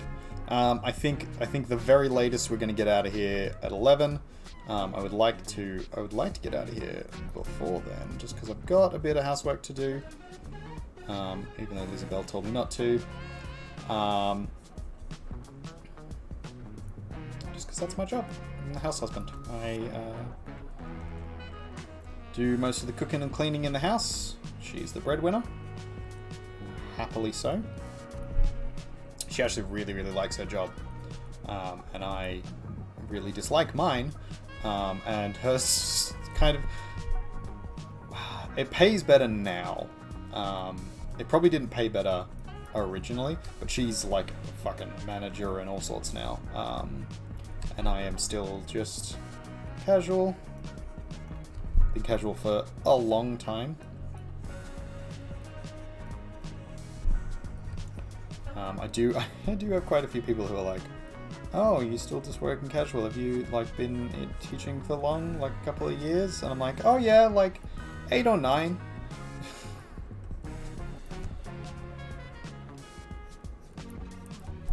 Oh, have you like taught many places? Oh yeah, I've taught overseas, and I've taught, you know, like multiple places in Australia and a lot. It's just fuck working full time. Yeah, pretty much. I at the moment I'm pretty much exclusively working casual because I can get away with it. Because Lizzie Bell works the way she does and makes enough money, we can afford to live on pretty much just her pay alone. But with my pay plus her pay, we can save up and have some nice things, and you know, we're going to move to Melbourne eventually. That's all sort of possible because of the extra income that I can provide. But I don't have to work full time. I usually work sort of 3 days a week. And then the rest of the time I'm, you know, fixing up the house, I'm working on the housework, I'm looking after the dogs. So I'm basically doing the proper house husbanding stuff. And that works really well for us. She's not particularly... Not that she's not good at housework, but she just has no interest in doing it. She doesn't like doing it. She's never thought that she's particularly good at it. She's got ADHD, and so, like, she gets executive dysfunction, so she can't, like, always bring herself to do things when they need doing. She forgets about some stuff. This is not to, you know, call her out or to deride her at all. I have no issue with the fact that any of these things are true. It just means that I can do it better than she can. For her, it's a significant chore that she has to pay attention to while she's doing it. For me, I put a podcast on, and will just clean, like, because it then makes me happy to have cleaned. It provides me with fulfillment. It doesn't do that for her. So we actively split our labor differently, which I think works really well for us. And I think more people should consider it as an option in relationships, that, like, you don't have to just fit into the mold of, like, what they say and expect you to do. If it works for you and your partner, as long as you've sort of actually talked it out, and you're both honest with each other about it, like, it's absolutely a thing you can do. And I think we're kind of better for it. She kind of looks like a frog. Frog girl. Yeah.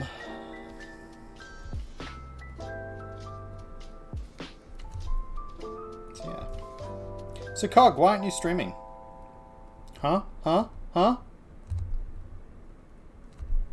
saw that you were playing Sea of Thieves before. Catch me in Onyx. I'm gonna have to fix up these hands. Catch these hands, fool.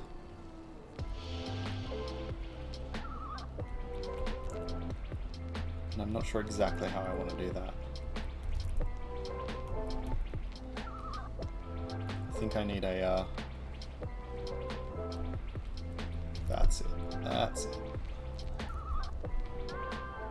You're streaming, Dark streaming, everyone's streaming, you're just having a little bit of rest. Okay, that's fine. That wasn't a call out, that was just, you know, you're clearly playing Sea of Thieves, and Fire and Dark are playing Sea of Thieves. Well, Dark playing Valorant. Fire's playing Sea of Thieves. I'm assuming she's playing with you. But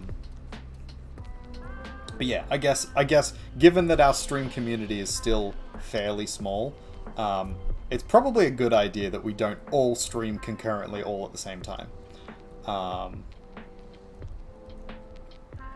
Just because, you know, that lowers our viewership just a little. Oh, they're playing together. Okay. You're solo sleeping. Well, you should stream so I can raid into you. You don't have to stream, I'm just joking.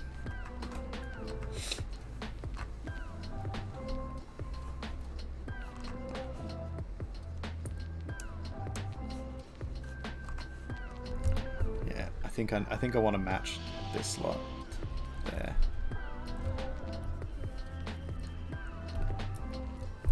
Because the idea is that she's doing this a little, like trying to. Oh no, that's not right. Oh fuck, that's not right. Fix that. Fuck, I ruined it. Fucking hell. Cat. Just a little like that. That's better. That's better. It's not perfect, but it'll do for now. Clean this up.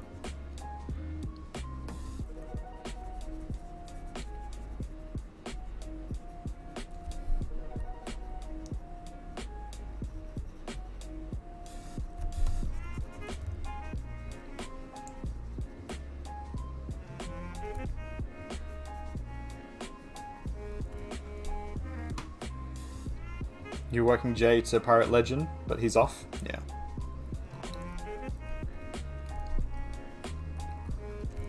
Fair.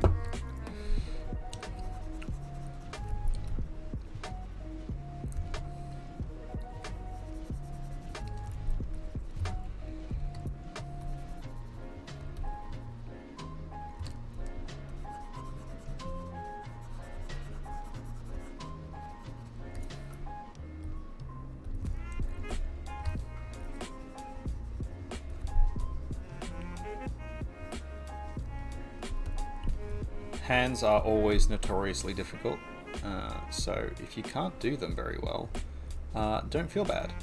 What a lot of artists will do, and what I often do, you can't see me, kind of can see me doing it occasionally, but what I will actually do is I will model the hand that I want to do in front of me, and then based on that, I basically make the shape with my hand, and then I will imagine it in 3 dimensions in my mind and twist it, like orient it to the position at which I can see it. Not many people can do that, so it's actually a weird way that I do it. I'm very spatially oriented in that regard. But because I can do it, because that's a thing I can do and do,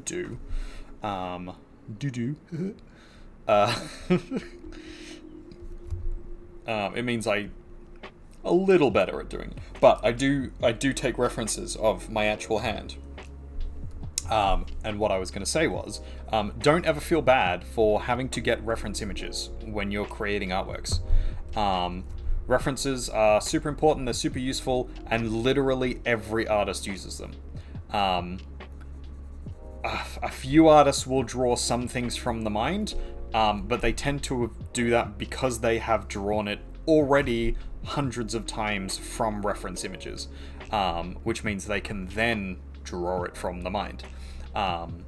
So, like, having a reference image in front of you and, like, not necessarily copying it, but, like, looking at it, seeing where all the parts are, and then putting it down on the page. There is absolutely nothing to feel bad about doing that. That is, like, that's literally how every single artist does it. That's how they teach you to do it in academics.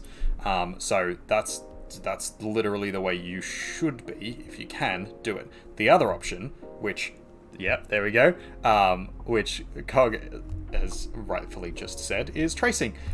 There's nothing wrong with tracing. As long as, if you can take a picture yourself, or you can find a picture that is, like, kind of already yours, that's better. Just because, like, rights issues and things around stuff like that. But honestly, her torso is a little long. I'm going to fix that. But honestly, sorry, that was a really weird stopping point. I want to go from here down. Like that. And I want to do the same thing here on this layer. But yeah, that's legitimately a way they teach you to do it. And there is nothing wrong with, like, tracing. It's not a cop out. Don't ever feel bad, or don't ever let someone make you feel bad for tracing something, because 100% it is a legitimate thing to do that like well-paid, well-known artists do, and it's an important thing to, like, get things in the right place. You should then go over and, like, make it your own and sort of, like, change elements or whatever to like, add detail or whatever. Like, don't just copy someone else's work part for part. But there is absolutely nothing wrong with tracing to begin with, to get a sense of where things are. And, like, I think most people kind of already know that as a thing. But, like, there is definitely an elitism that happens, that sort of people try to say, oh, well, you know, if you copied it or traced it, then it's not really art, you didn't really make it yourself, blah blah blah. And that's bullshit. Like, fuck those people. They're often saying that because they themselves are not good enough to, you know, do X, Y, or Z, and they're annoyed that someone else has made a nice artwork without having to put in the perceived level of effort that they want you to put in. And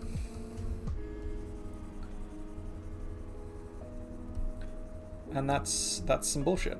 We're not gonna put up with that as a thing. So, you know, don't ever feel bad for doing it the way you do it.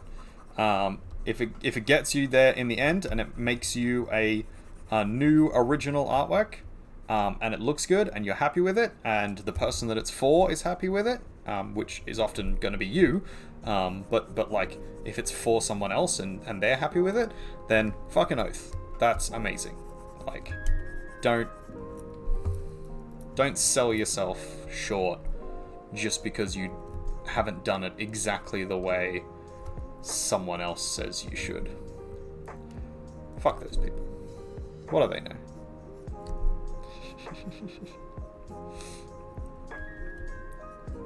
From the artist school of fuck 'em.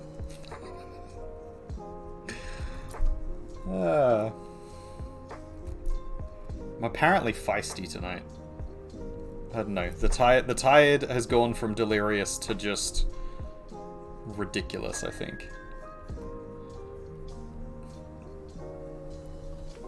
Alright, that's the line there.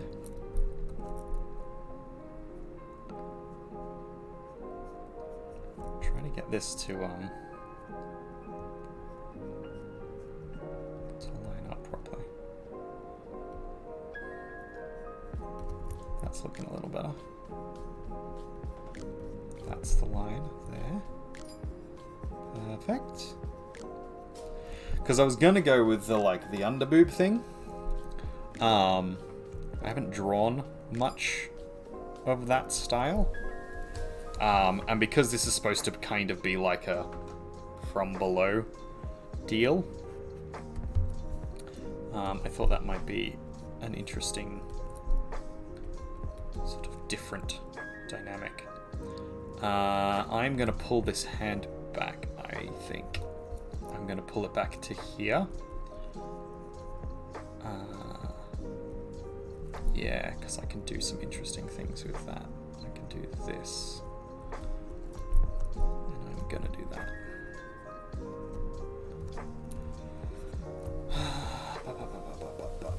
Get rid of this entirely.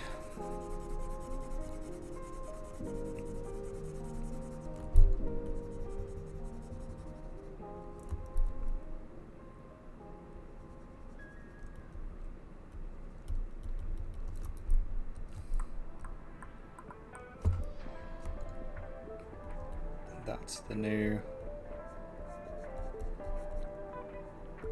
wrist point there.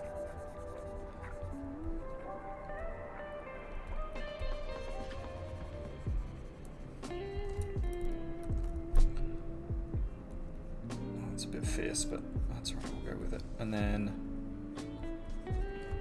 yeah, in that way, in that way. Because we want to, that's better. And this becomes more of a straight line. That goes in there like that. And then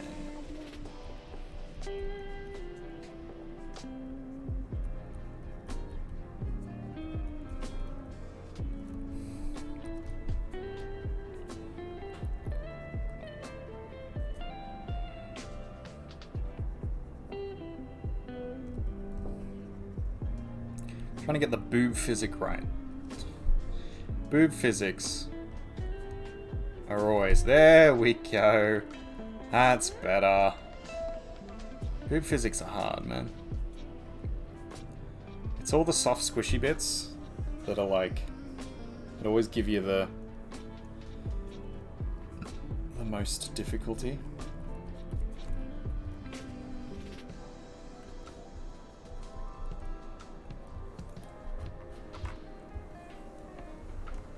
That is not a great hand,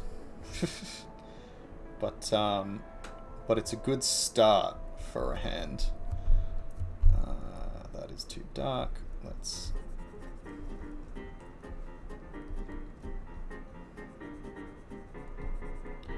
I really hope that Dark appreciates this, because I'm spending a lot of effort and time on it.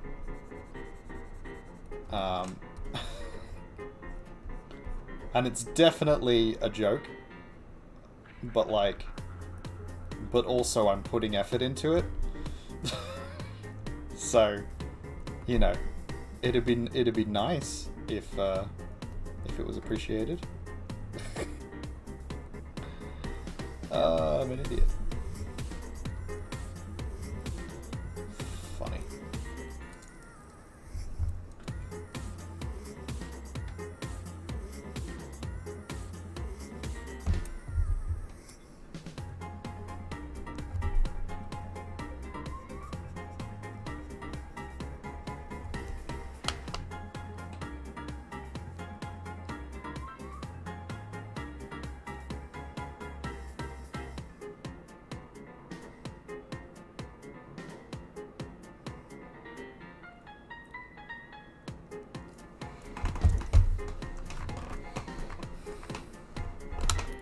Alright, let's keep going.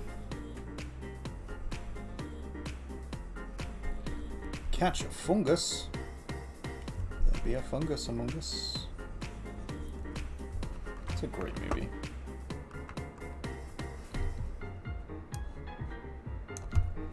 Alright, shaping it up pretty nicely. She has some monster thighs. And I'm kind of happy with it as a thing.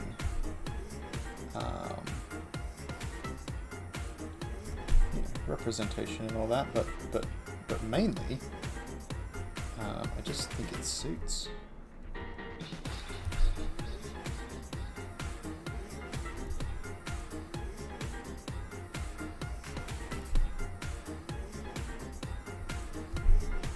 I think it suits this character.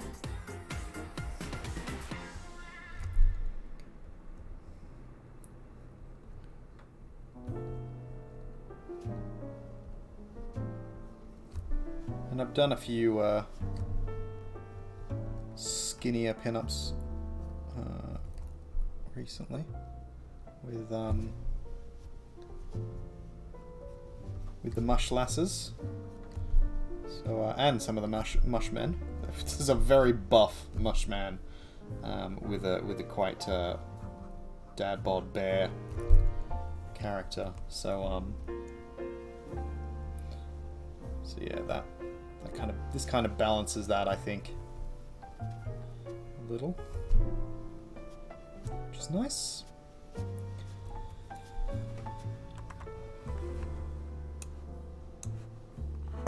How are we looking? I am not sure about this arm. Something is off here, and I can't work out what it is.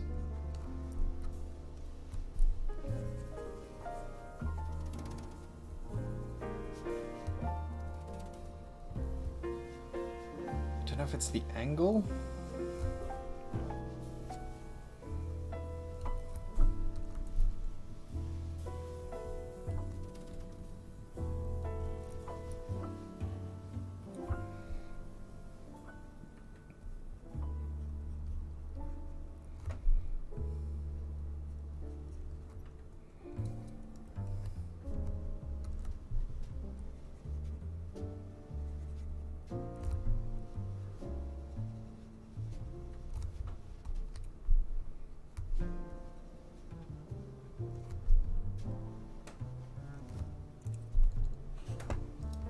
Cool.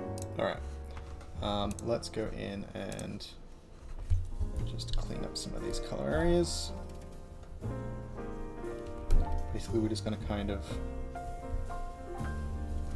uniform it a little. We want to darken some areas, we want to lighten some others, and we're just trying to get our general palette.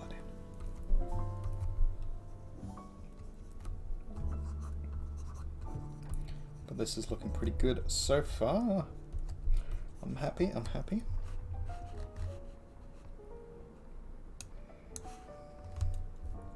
I think a good job of roughing things in to begin with. It actually really helped with getting some of this definition and image down. Because having the kind of the shape already in there, so I could kind of already see what parts of it were going to look like, worked really well. I'm glad I did that.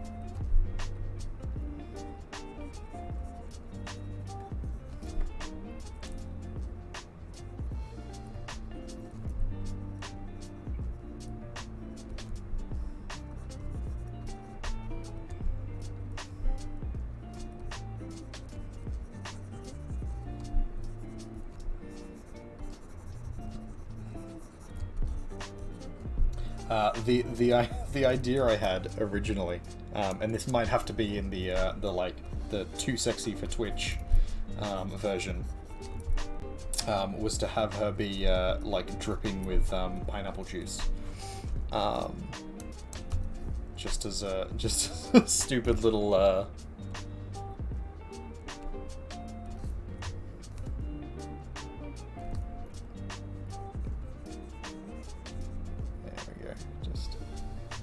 Brighten some of this up a little.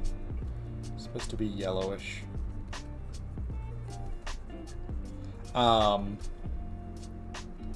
Yeah, just as a kind of stupid, like, you know, make it extra sexy by making her, like, wet, oily, but not oil, like, just juicy, thick and juicy.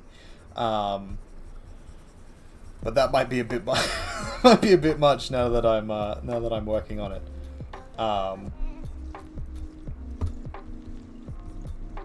Because yeah, this is already shaping up to be a bit much for Twitch. I think I'm riding the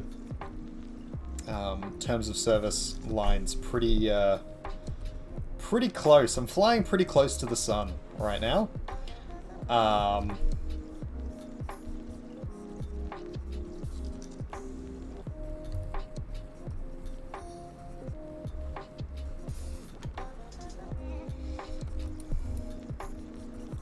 And I am happy too. But I think we do need to be a little careful how closely we fly to that sun. So we're going to go into our browns, just very, very lightly. This is just my lascivious leaf lady. Yeah, a little. I wasn't actually thinking that, but now I do see some similarity in there. Now that you mention it.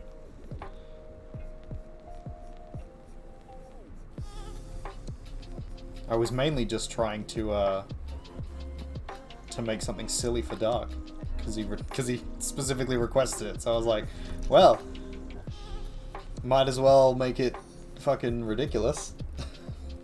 Why not?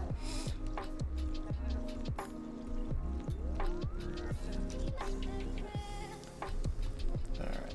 Keep adding in some of this color definition, some of this detail work, and then I think what we're going to do is start just color matching to what's up the top there with the actual pineapple itself. Because if we can do that and it can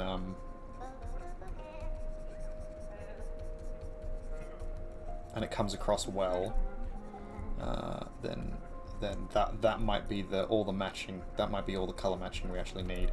We might not need to texture her too much, because I'm trying to avoid having to do too much texturing in here.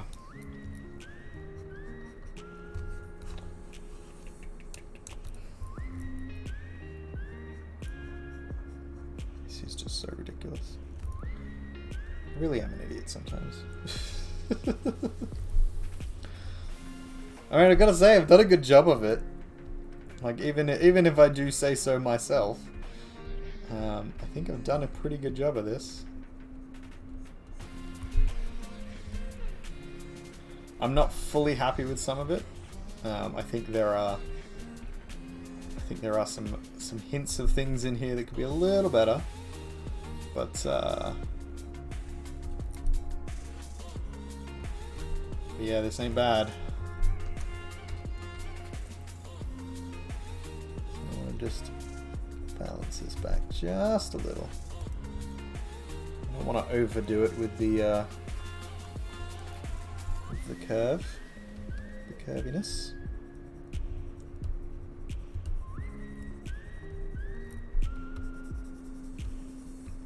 Because while I can appreciate an artistically curvy form, not everybody else is as inclined to the form. We did a lot of life drawing at university, and the usual, like, oh, were there any hot girls? Yes, a lot. and some quite attractive men as well. They were often the most boring people to draw. If they were particularly well-toned and fit, there's something interesting in that. But honestly, some of the most interesting people to draw and the best in terms of like making efforts for posing and making efforts for like, you know, actually being nice to the artists and things like that. All of the curvier figures were significantly better in that regard, and significantly better in a sense of like they made an effort to like position themselves, and they kept position really well. They had interesting interesting bodies to illustrate or to paint, and not just like, you know, more curves is more interesting, but like that they had like, there was more story to tell in their bodies, kind of thing. Like you can see little blemishes and scars, and yeah, there's just more going on, and it was more interesting. It told more of a story, and they were often more willing to like go along with things. Like if you were like, oh hey, look, I want to try this particular, this particular like model position and staging position. Like, are you willing to sort of like turn on an angle for sort of 5 minutes just to get a better, more willing, but more willing to like actually do the model work. Whereas the more conventionally attractive people, I say that because with the quotations, because there are a lot of people who are like, oh well, you know, if they're not, you know, tall and skinny, then they're not attractive. That's definitely not the case at all. You know, that's some bullshit that I think most people don't actually believe. Yet we sort of keep trying to push it as an idea in society, that people still adhere to it, even though it's not actually adhered to. Like it is to some degree, but I don't think the prevalence of it is actually that significant. I think people are actually less picky. Like everybody, women and men, are actually less picky than their counterparts would claim them to be. There's definitely, you know, bias and all that kind of bullshit, but anyway, yeah, the curvier and the older models tended to be significantly more willing to acquiesce to requests, and a lot more willing to engage with the artistic process, and to work with the artist, whereas the more conventionally, again, attractive people tended to be like, this is a job and I don't care. And we're all like, okay, well, why are you here then?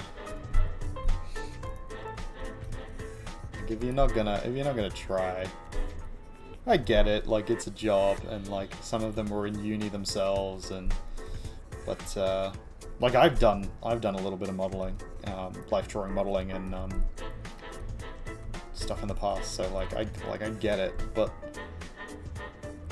also I was then like, okay, you know, how do you want me? What do you want me to do? What would work best? Here is stuff that I would usually do. Here's, you know, what some people have asked me to do in the past. Or is any of this working, or do I need to like do something else? even to the point of like, I was like, hey, look, if this isn't working and you can't describe it, position me. Just, you know, come up and give me a tap on whatever body part you need me to move, and point to where you need me to move it to, or physically move it if you're comfortable doing that, because like I'm comfortable with it. I don't care. Not everybody is that pliant, but I think that's kind of the way you should be if you're going to be an art model. That's sort of the job. That's me ranting for a second. I've been doing a lot of ranting tonight. Don't know what that's about. You leave me alone for a couple of seconds and I just rant endlessly.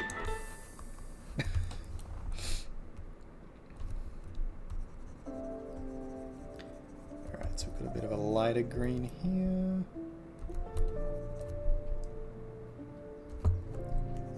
This darker green.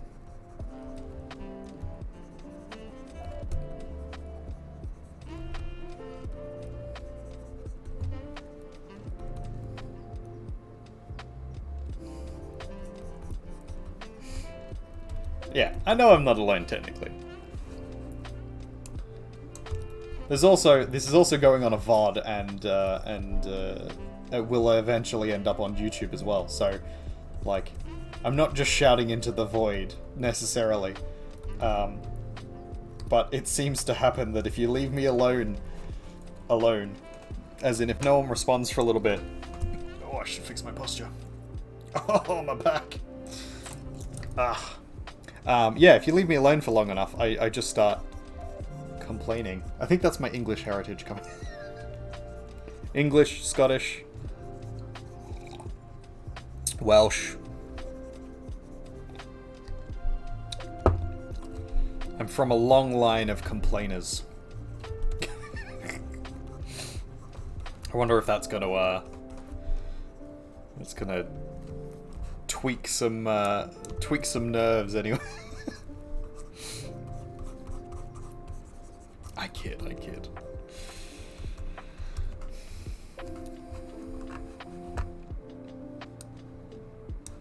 Alright. She's actually looking pretty good.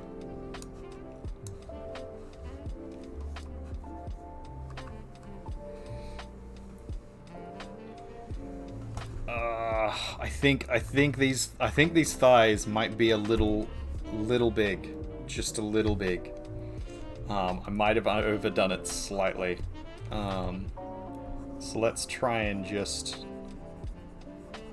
carve this back just a tad.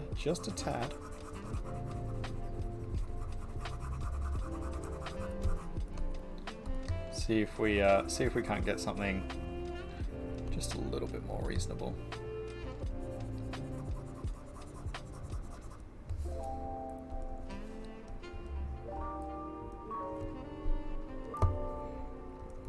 But I was gonna say,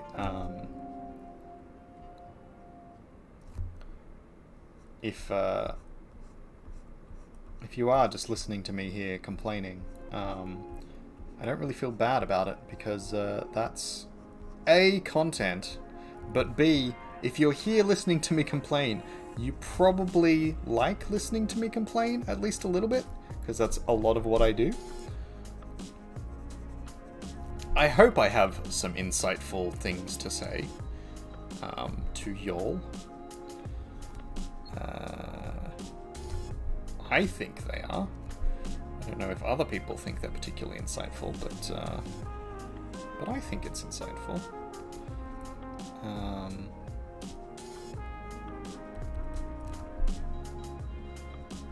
Yeah, I hope you get something out of this.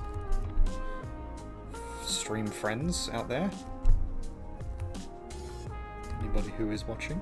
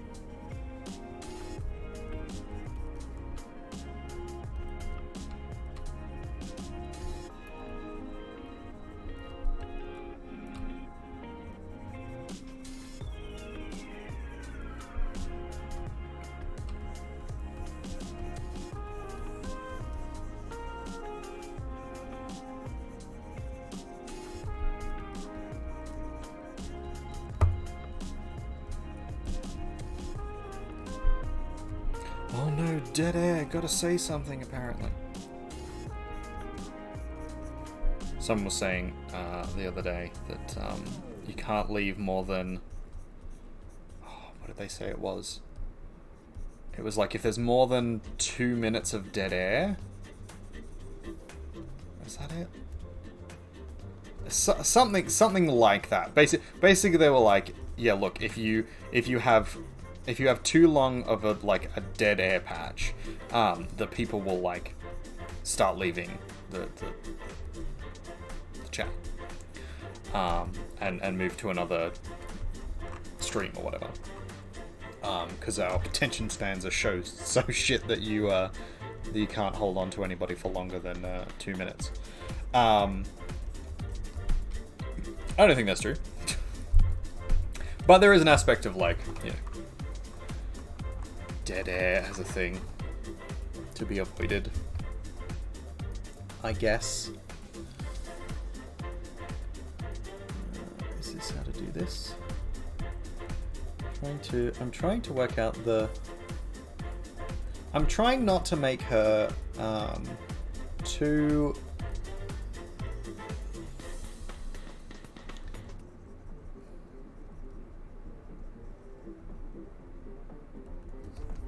too disproportionate.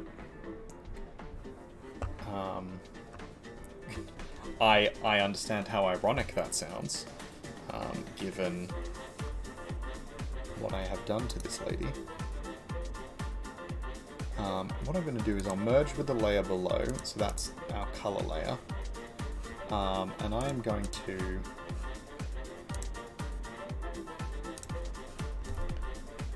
just gonna... How do I do this?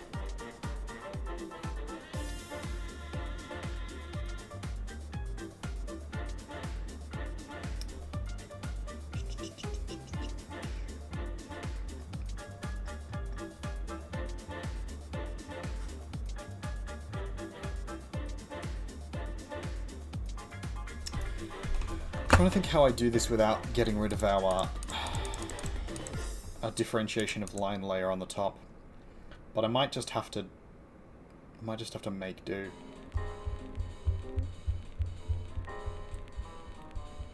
Nah, fuck it. I can do it in 2 parts.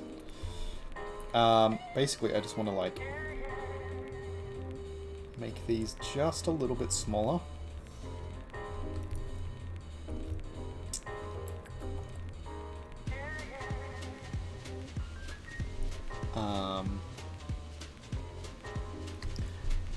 I kind of want to like warp them slightly.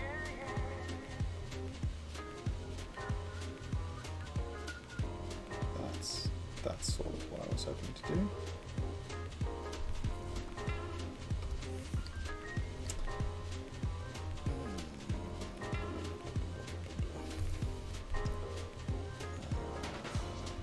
Move the selection. I move just the selection. Can I move just the selection? I can't widen. Can I widen the selection into just the selection? Is that gonna happen? Okay. I have to reselect the selection. Ugh. What I can do is...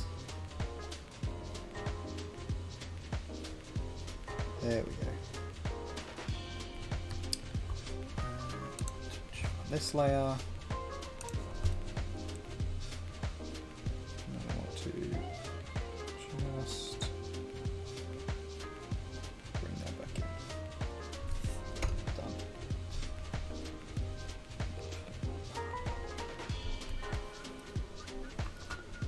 Is that better?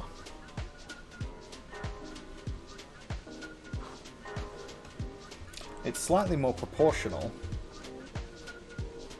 but it means her belly is much bigger. I don't think that's what I was going for. So let's undo that. Let's undo that, and we'll make. Do we make the top half a little bigger? Yeah, let's just make the top half a little bigger. That might fix this problem. Problem I'm having is this is not exactly proportional. Let's do that there. Let's see what this does.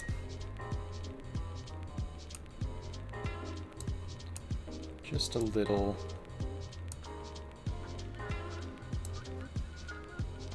That's it. That's the trick.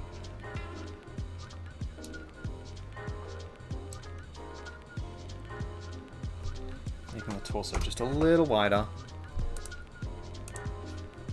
And then we'll do the same with the...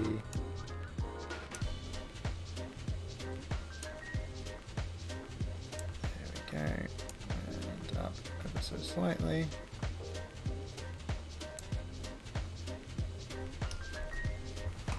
Yeah, that ain't bad. That's a little better. There's still some fussing to be had here, I think. What's the time? It is 11 o'clock. I said I would be leaving by 11 o'clock. I have not left. No one can stop me. I'm a maniac. Oh my gosh.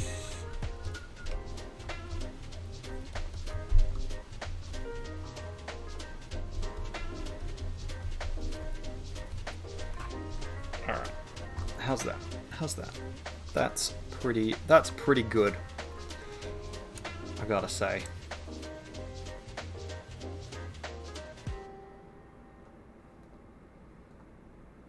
Yeah, it needs a little bit of work to make it better and much more spicy. But honestly, that's not bad to start with. So I'm gonna reopen our pineapple. I'm going to save this as spicy pineapple.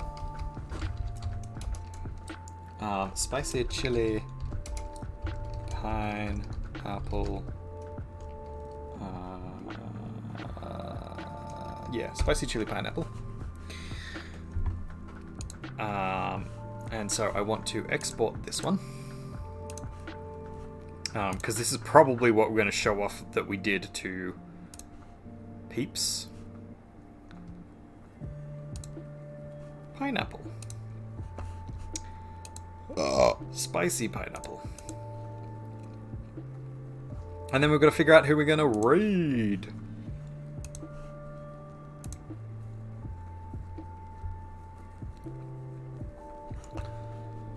Oh, that's funny. All right. Yeah, let's open the pineapple up while we search, so that we don't just have the sexy pineapple on the screen. I'm kind of glad we didn't end up with a raid, if I'm honest.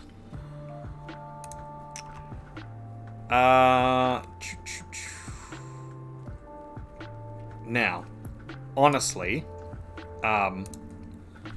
everybody who's currently watching me is already probably watching Dark and Fire.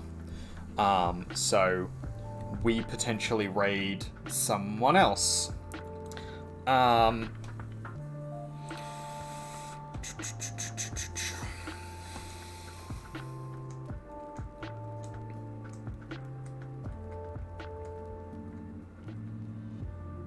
No, we can't raid into the New World Artist because I'm the New World Artist. I can't raid into myself. I've never tried it. Buttery Smooth is currently doing stuff, and I think Buttery would actually probably appreciate the ridiculousness that is the spicy chili pineapple. So that's probably who we're going to raid into. There we go. We have a raid target. Now I'm just going to upload these to the Discords, and then we'll raid into Buttery Smooth. Yeah, so thank you very much, ladies and gentlemen, for joining. It is most appreciated. I hope you have had a good evening with me. If you're watching this on the VOD and you liked it, feel free to let me know either on Discord or